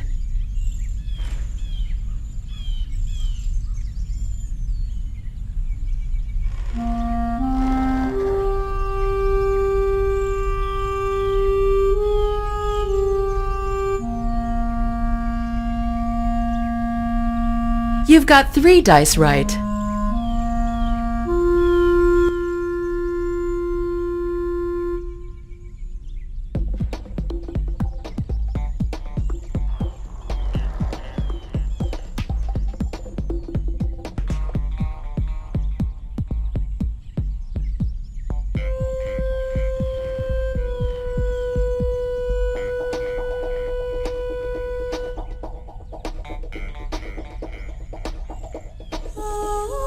Exactly.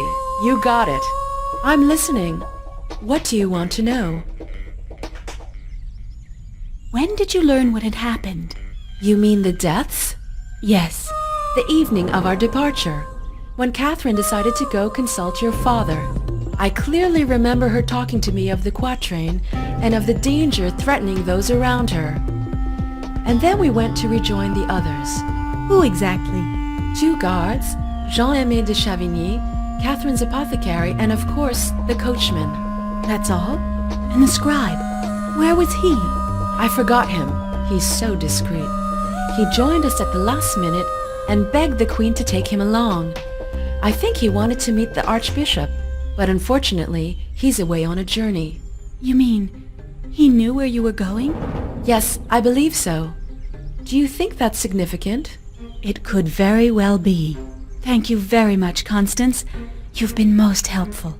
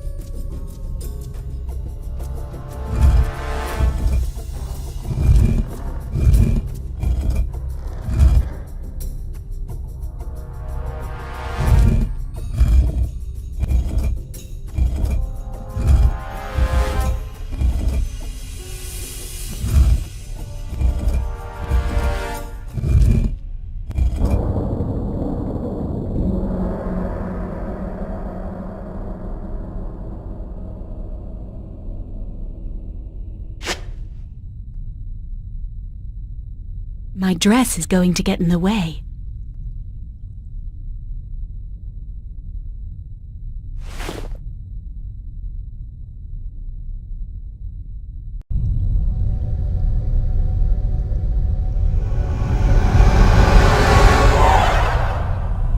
Everything is just like in my dream.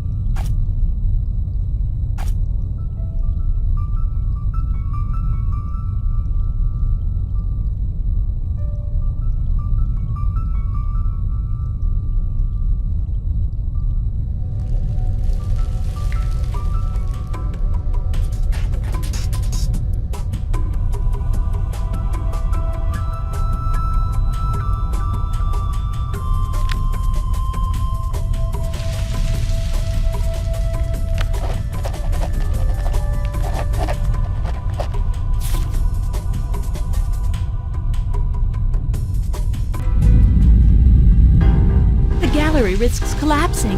I'd do best not to stay.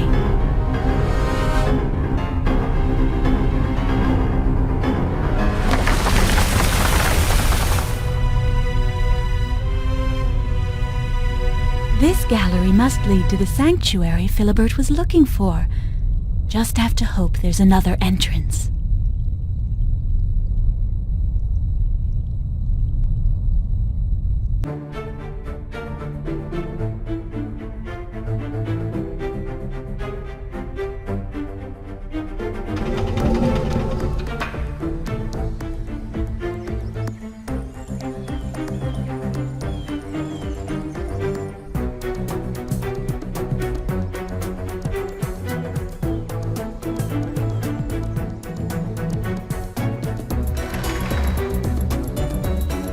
Oh no! I hope he's just unconscious.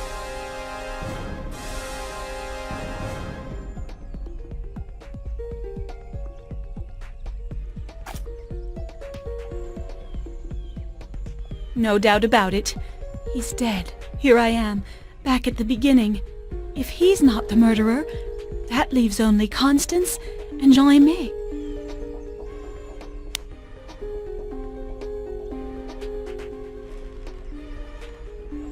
His lips are black. Perhaps he fell victim to the same poison as Philibert.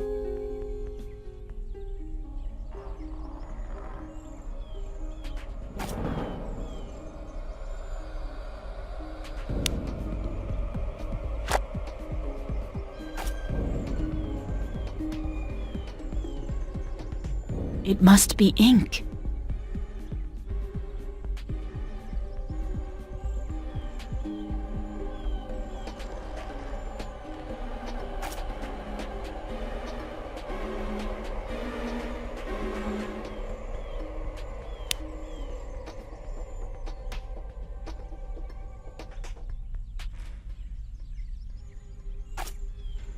The size is the same as the footprint. So the monk could have been near the guard when he died, and yet there's no blood on his shoes. And even if it is he who killed the guard, there's still a very much alive killer on the loose.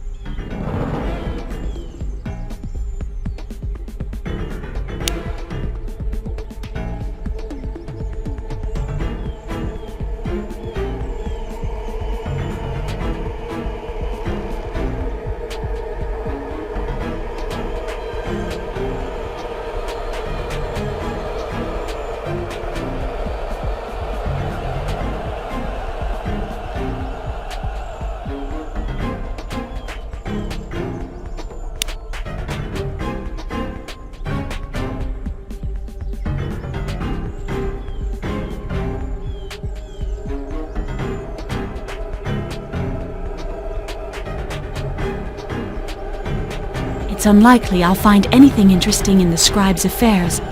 And to think that for a minute I took him for the killer.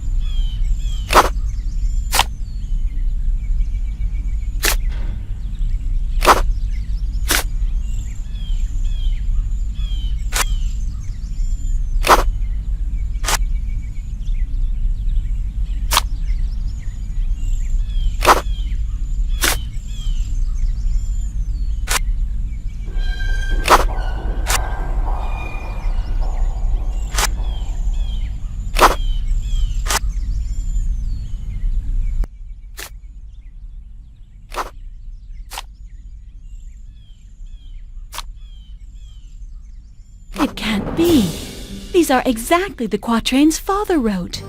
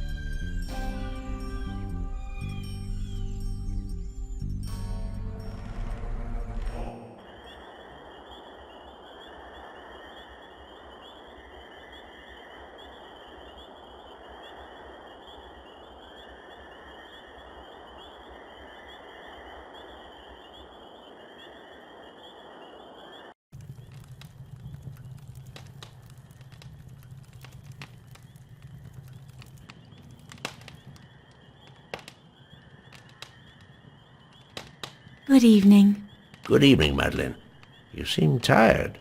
You could say that, but how are you this evening? I must admit, I feel better, and I'm anxious to hear your story. Have you ever dreamed the same dream several times? What kind of dream do you mean? I saw Philibert, the castle librarian. He was dead, and yet he was looking at me. In certain visions, he was simply sitting down, his eyes staring at me.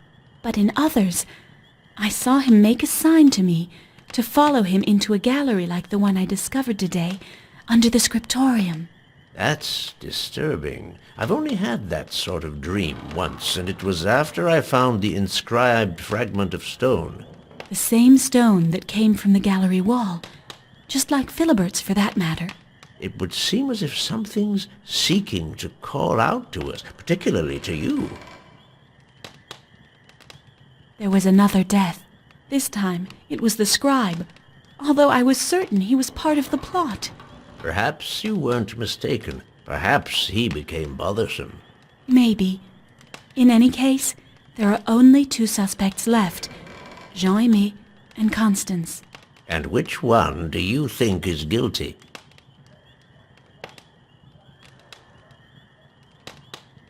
Neither of them. We'll see if the future proves you right, my girl. In the meantime, I have something to ask you. I have to work tonight in my observatory, but everything's in a frightful mess. I've got it. I'll set to work right away. Thank you, Madeline. I don't know what I'd have done without you.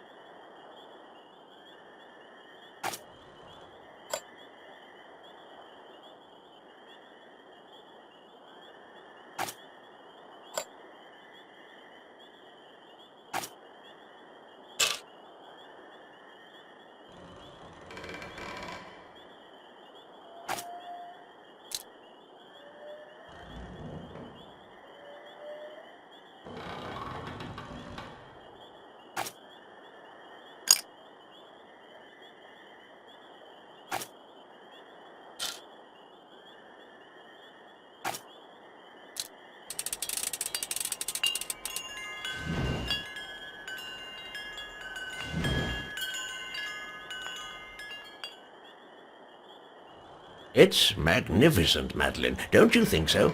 I must say you don't disappoint me, young lady. You really do good work. Go rest now. You've certainly deserved it, and I actually need to be alone for a bit. Father, do you believe that the deceased talked to us? No, God alone knows the future.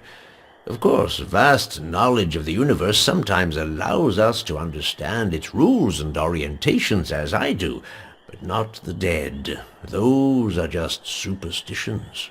Well then, how do you explain that I found ancient symbols in a gallery under the chateau, which, when translated, correspond word for word with the 2 quatrains you wrote? What are you saying? I'm saying there's a power here that's beyond us, which inspired the 2 quatrains at the root of this story. I'm also referring to Philibert, who talks to me in my dreams. I don't understand what's expected of me, and that's frightening. Calm down, Madeline. I'm quite certain nothing will happen to you. Continue doing what you think is right. The key cannot be elsewhere. Go on to bed now and make yourself some eucalyptus tea. That will keep your bad dreams at bay. As for me, I'll try to understand what this destiny is that you must follow.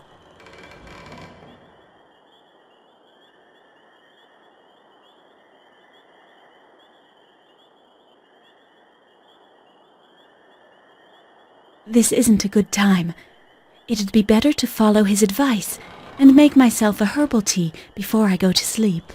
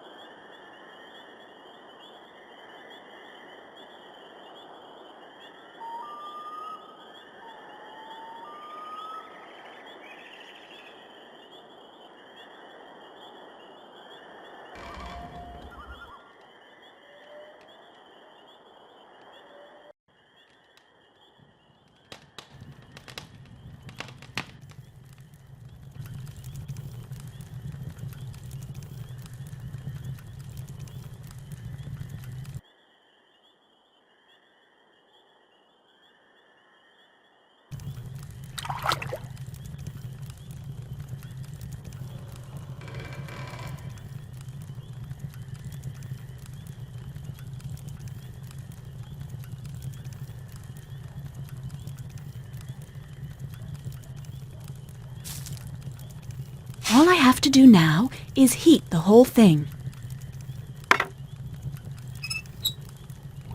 Good. It's ready.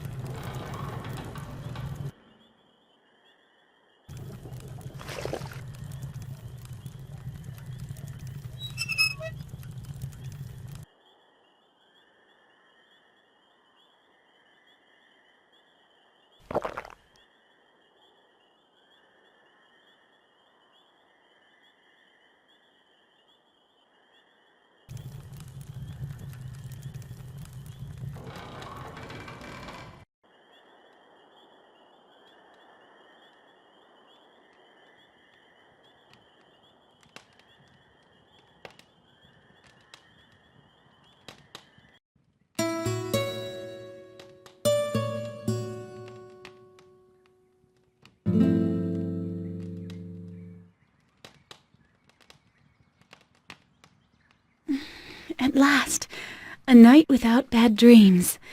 Hopefully, that means a day that'll be less macabre than the previous ones, unless it's just the effect of the potion.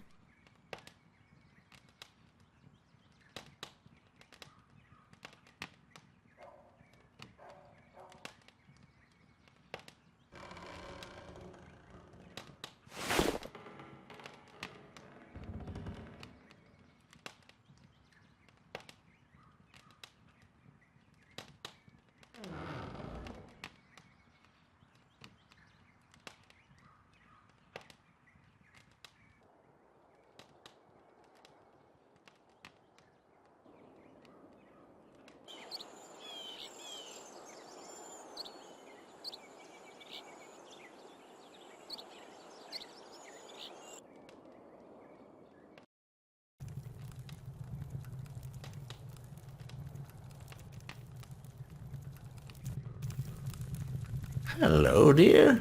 Good morning, Father. Did you dream again? No, the herbal tea you suggested did its job. Perfect. You're going to need all your energy today. Did you find anything interesting? Just as you thought, the danger hanging over the royal family most certainly concerns the young Henry of Navarre. The predictions I wrote down about this year didn't evoke a curse, but they weren't particularly positive either. And given the events that are occurring, they've taken on a whole new meaning. What do you mean? Amongst people, dissension, brutal enmity, war, death of great princes. But Henry isn't the prince. Yes, he is. He's the Prince of Navarre. But that's not the problem. Predictions are written to be interpreted and not considered simple truths. Imagine the danger they could represent. What do I have to do? I don't know, daughter. This time, I'm afraid I have no answer to offer you. According to my observations, you alone might possess one. I don't understand. Shortly before Catherine de Medicis arrived, I felt weak. If it hadn't been for that, I would never have sent you off on such an adventure. But today, I feel that it was supposed to happen that way. No one is prisoner of a destiny written in the stars, but some people bear in themselves extraordinary stories and destinies. However this story concludes, you will have an essential role to play in it before the end of the day. I worked on your chart again last night, and a recurring figure asserted itself as if it had kept vigil on your destiny since your birth, and especially today. It's a pentagram. You'll find out how pregnant with meaning this symbol is. And also, consider these words. The key is in the last one. They came to me in the middle of the night like something obvious. I found a sheet hidden in the missal belonging to the dead scribe. It looks like a recipe, but I don't know what potion it could be. Let me see. This is impossible. Madeline, the man isn't dead. What? This is for a potion allowing someone to feign death for several hours. It's remarkably effective, but very complicated to prepare.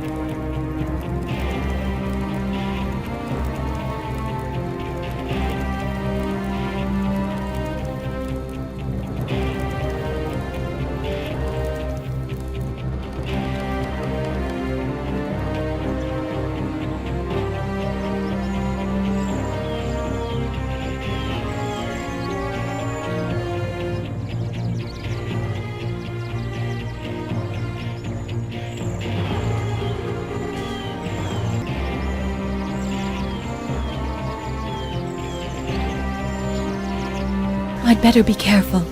If he's still alive, the scribe might be anywhere.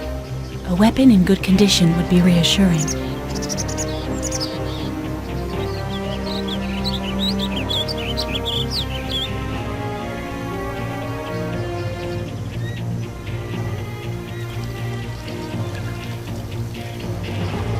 I don't need his help anymore.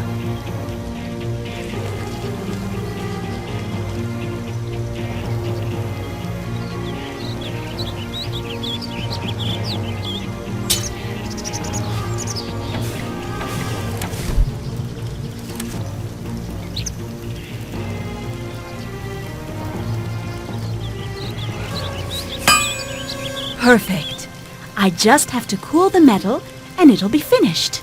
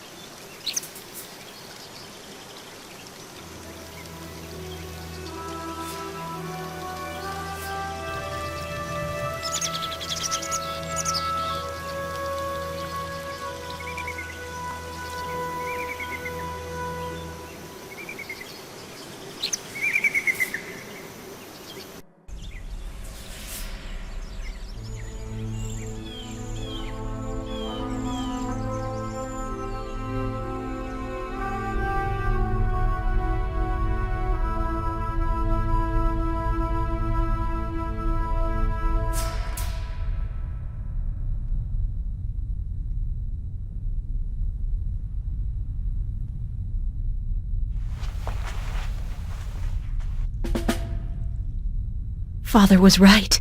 The scribe is still alive. I'd better be careful. I might be one of his next victims.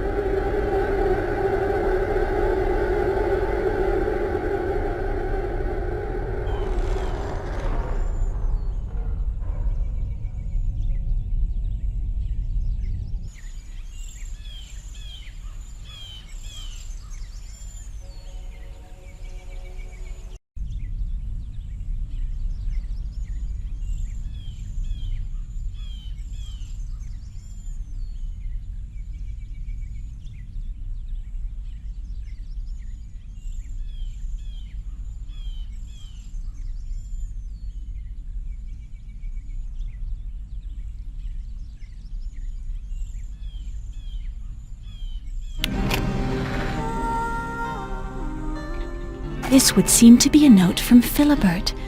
I wonder what in the librarian's research could interest the scribe.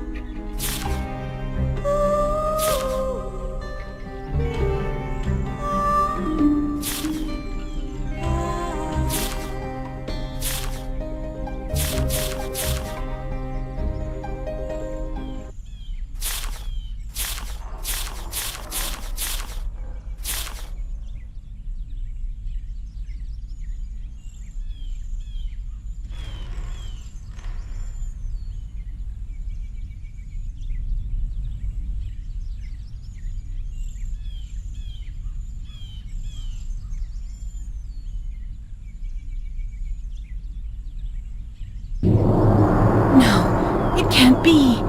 This story is too morbid for me. All the people I approach die, one after another.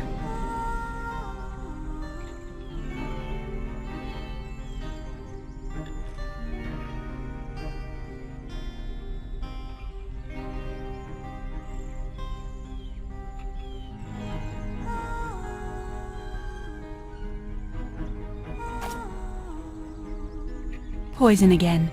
You really have to pay attention to what you swallow around here.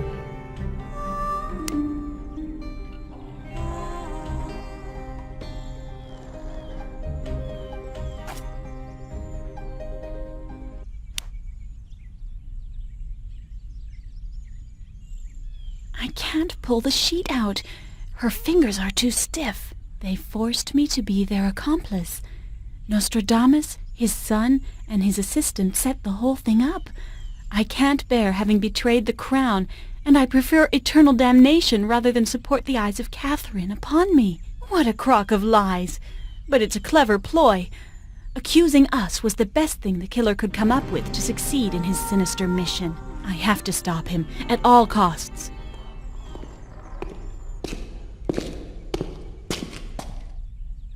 Mademoiselle Constance. I'd better not stay here. Good Lord! Call out the guard!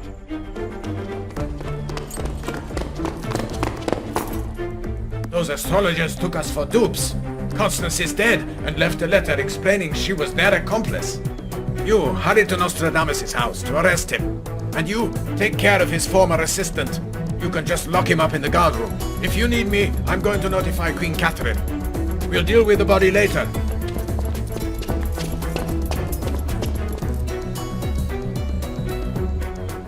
They're not wasting any time.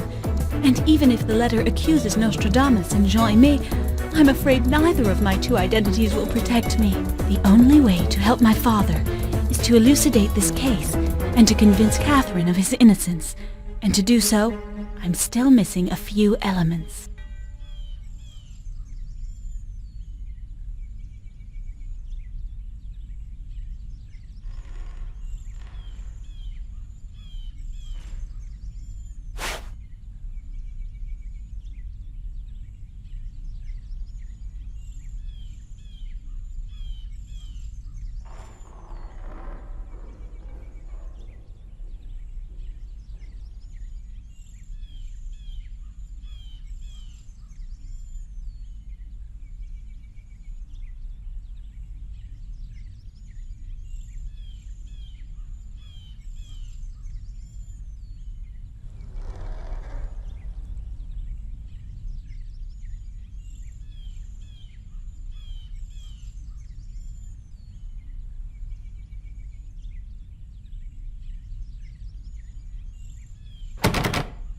He must have changed the lock.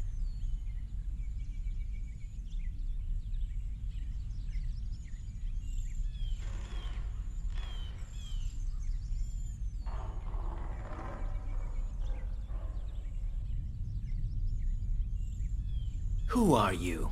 And what do you want of me? I have nothing to confess. Shh, not so loud. I wouldn't be so sure if I were you. Madeline, is that you? Yes, I think so. But you can also call me César, if you feel like it. What the... Don't make that face. César was away, and Catherine would never have accepted that a young girl conduct the investigation. In any case, I sure fooled you. You did indeed.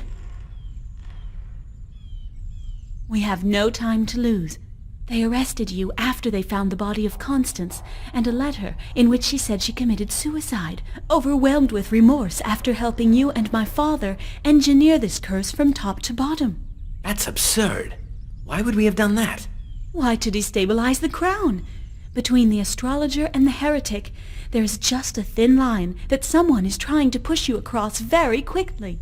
The killers are powerful people, Jean-Aimé. They're after the young Henry of Navarre, the one whose chart you were to do. But I told you, I didn't know. That doesn't matter. What counts is who asked you to do it. I have to know now. The guards must already have arrested Nostradamus, and I'm the only one who can get you out of this mess. So talk. If it's the one who ordered the chart who's behind all this, then we won't get out of it. Don't be so sure. But for God's sake, tell me who it is. The Cardinal of Lorraine, the Duc de Guise. I'm not surprised. If you had had the time to establish young Henry's chart, you'd understand. If the motive is in the chart, your reasoning doesn't hold water, since I never gave it to him. You're not the only person who can do a chart. Did you know the scribe well? Well? No. We chatted a bit when we walked. He was pious and cultivated, your classic monk scribe. Nothing unexpected. You can use the present tense, and as for the unexpected, try this. He's not dead. In fact, he was surely the one who murdered Philibert, then the guard, and Constance. But that's impossible. I helped carry him into the chapel. He took a potion to simulate his death. Father says that those who know of preparations like that are very rare indeed. Do you think he had that sort of knowledge? No. Besides your father, I've only known one man who knew as much about plants and their properties. Catherine's apothecary. But he's dead. During your journey here, on the road, in the middle of the night. Is that right? Good Lord. I no longer have one murderer to deal with, but two. Be careful, Madeline. Don't worry, and remain calm. It'd be a shame to get yourself skewered before I prove your innocence. I need to learn more about the symbolism of the pentagram. Go look in my office. You should find an engraving of a pentagram there. It's a 5-pointed star, set in a circle. It can symbolize the magic of the heretics, just as it can knowledge, the 5 elements, or the association of the feminine and masculine principles. Interesting. But why that question? According to my father, the chart of my sky curiously resembles a pentagram. Androgyny is indeed a countenance you bear well. You really are a young woman full of surprises.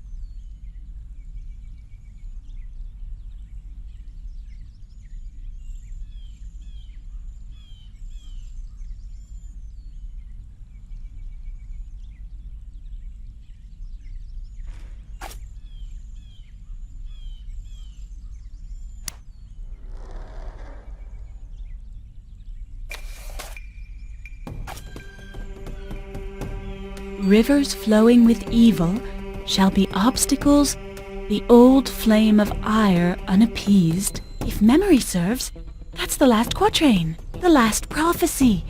What if it was these verses that Father was referring to before? I have to be sure. Jean-Aimé won't mind if I borrow this page.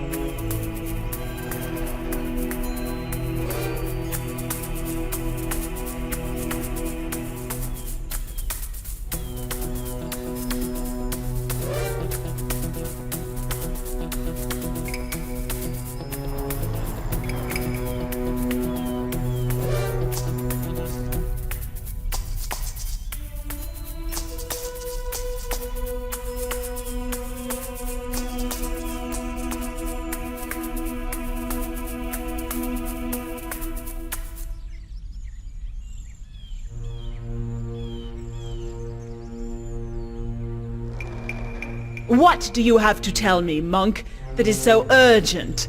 I have come to tell you, my father is innocent of all of which he is accused. Why am I only slightly surprised to see you enter my rooms disguised like this? Perhaps you already suspected that César and I are one and the same, and that another disguise, when you come down to it, is hardly surprising. Or maybe you just didn't really believe in Nostradamus's guilt, and one way or another, you were awaiting my arrival. I think you owe me an explanation.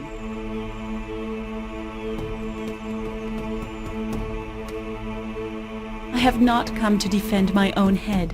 Neither my father, nor Chavigny, nor poor Constance betrayed you. That's all you've found?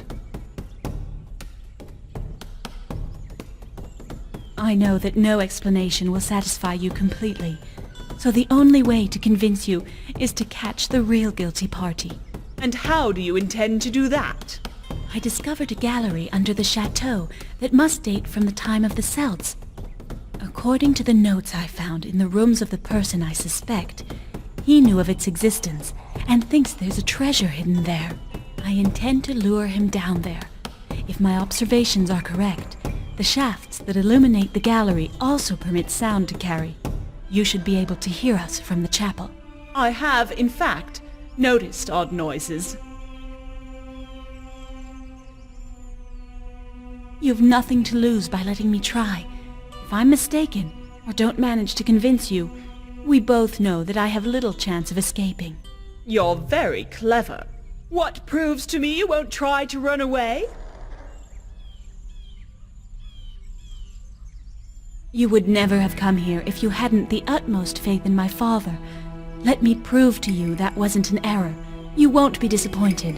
Very well. So will you tell me at last who your mysterious suspect is?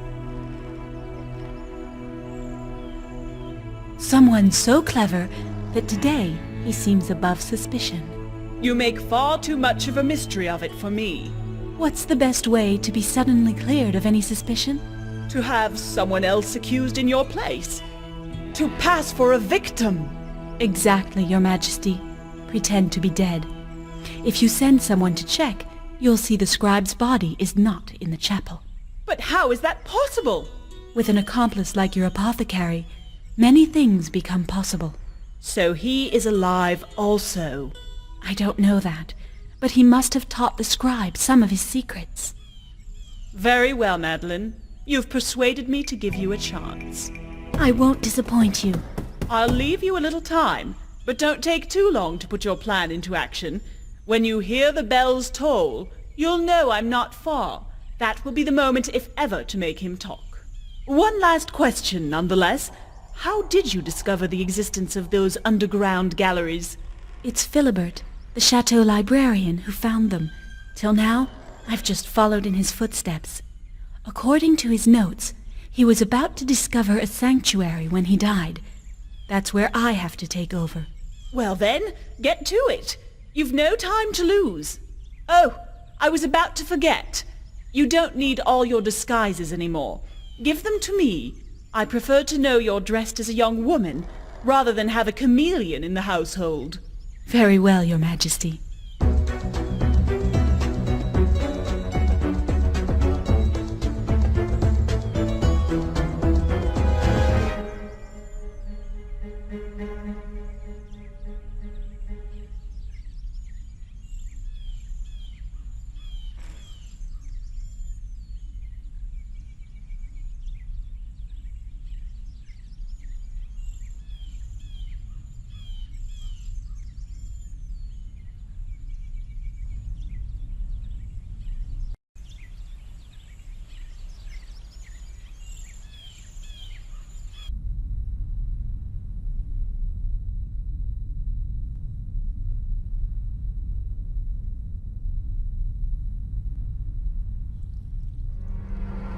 In his notes, Philibert speaks of pagan sites of worship over which churches and chapels were built. If that's the case of the sanctuary he was looking for, there might be one near here. I have the feeling I'm on the right track, but I'm still missing an essential element. I may have what you're looking for, but first...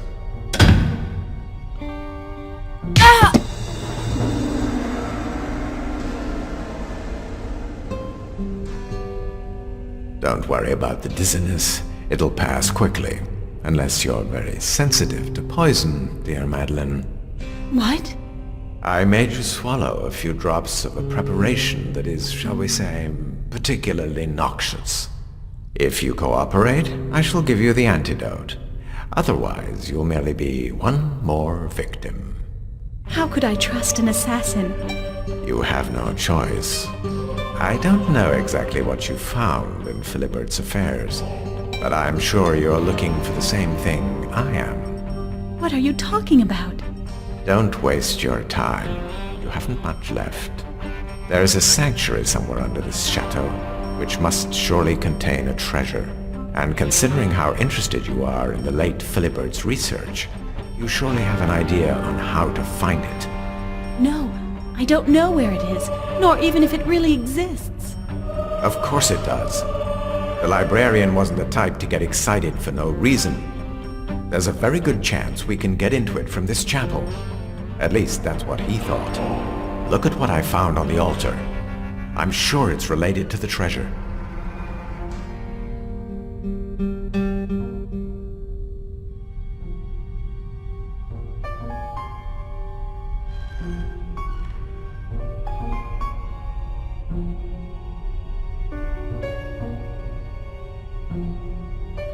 Why did you kill Philibert?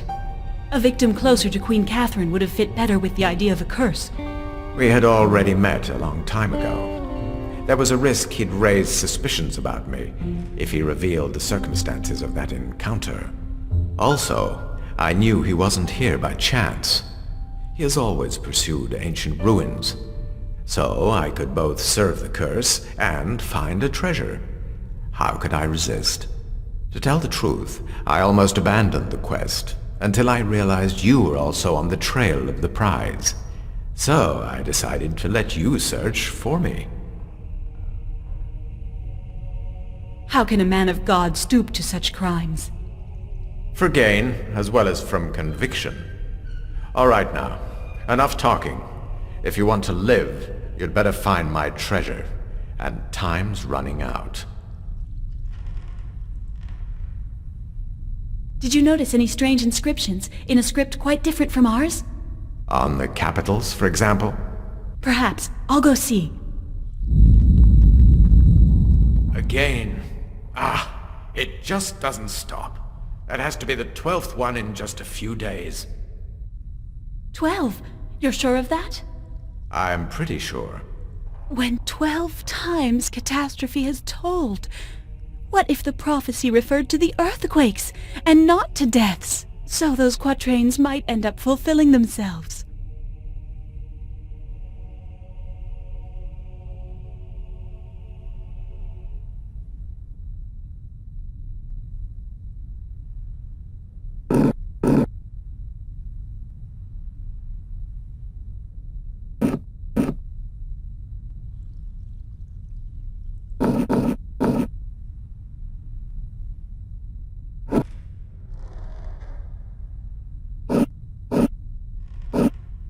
That figure again. The figures inscribed on the glass are set at the tips of the pentagram's 5 points, like in Jean Aimé's engraving.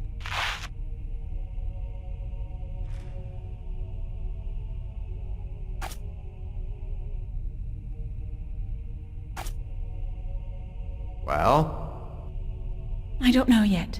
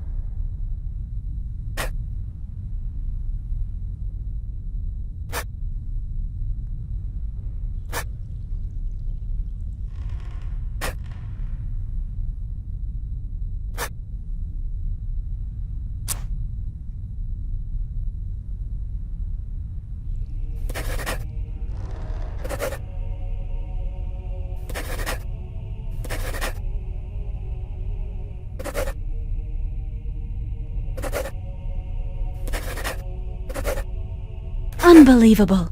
Once again, Father's predictions turn out to be exact. He thought I had a special part to play in this adventure, but from there to imagine that my first name would be the key. Now, I have to figure out how to put this to use.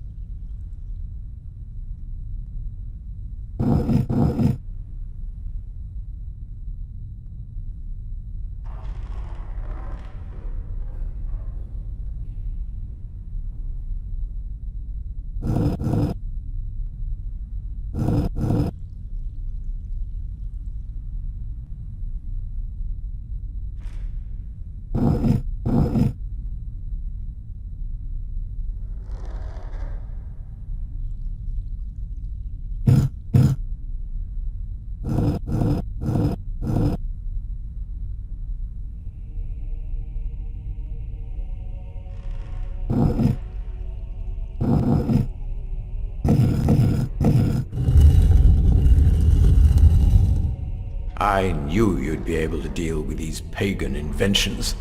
You're a veritable witch. Every sign, one by one, in the tomb. There are tombs under each of these columns, and signs on all the capitals. It looks like the prophecy is proving true.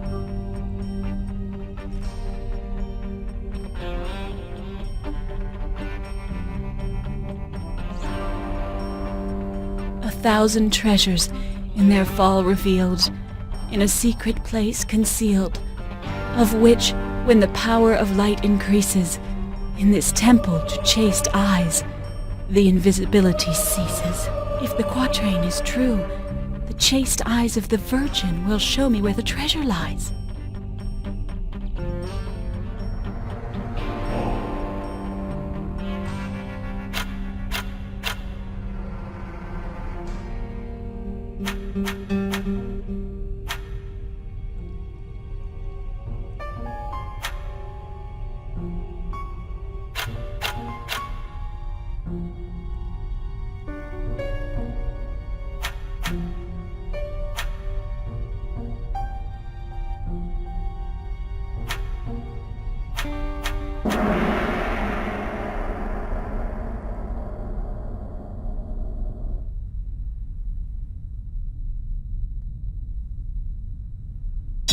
Perfect.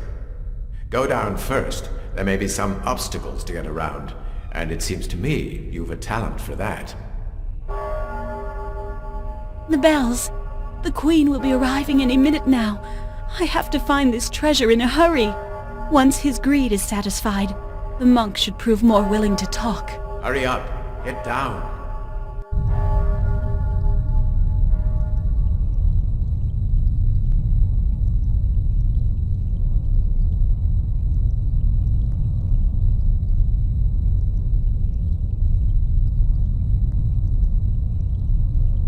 I wonder when this statue dates from. If Philibert had been here, I'm sure he would have been able to say. Still, though, no trace of a treasure.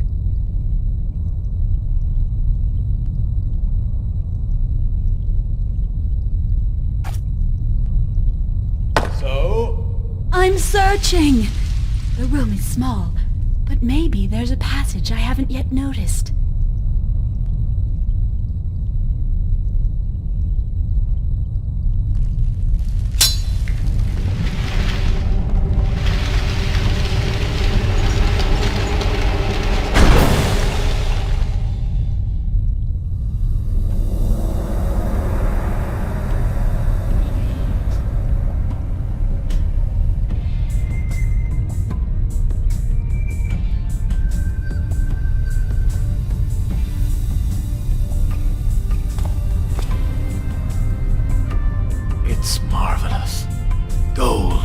Nothing but gold.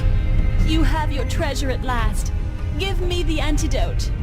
I'm impressed. I didn't think you would get this far alive.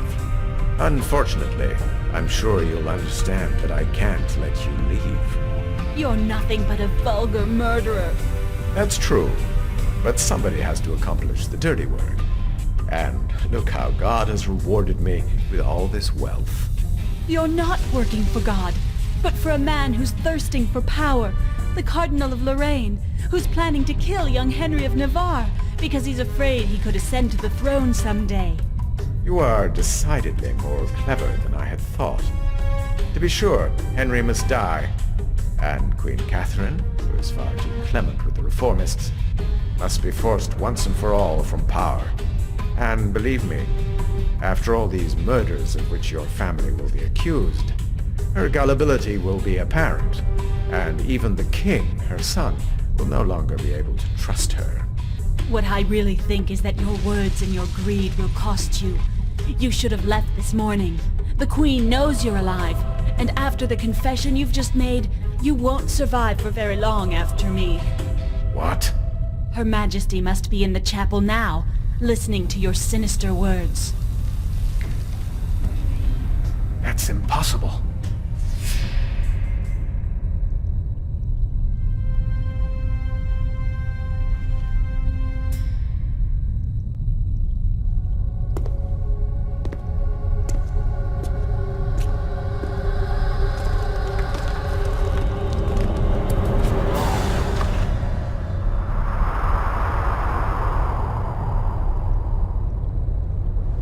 Now dark clouds no longer threaten our future nor the future of the royal family. All that took place in this temple has metamorphosed the course of time. And the scribe? What was his fate? He disappeared under all the rubble, and you yourself had great luck to escape from there in time. The last aftershock was terrible.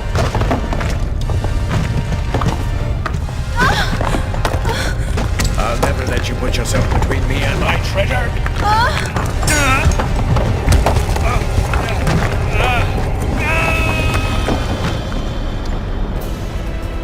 This sanctuary was profaned a long time ago. Since that day, the She awaits your coming. You have accomplished the sacrifice that at last returns it to peace, at least for the moment.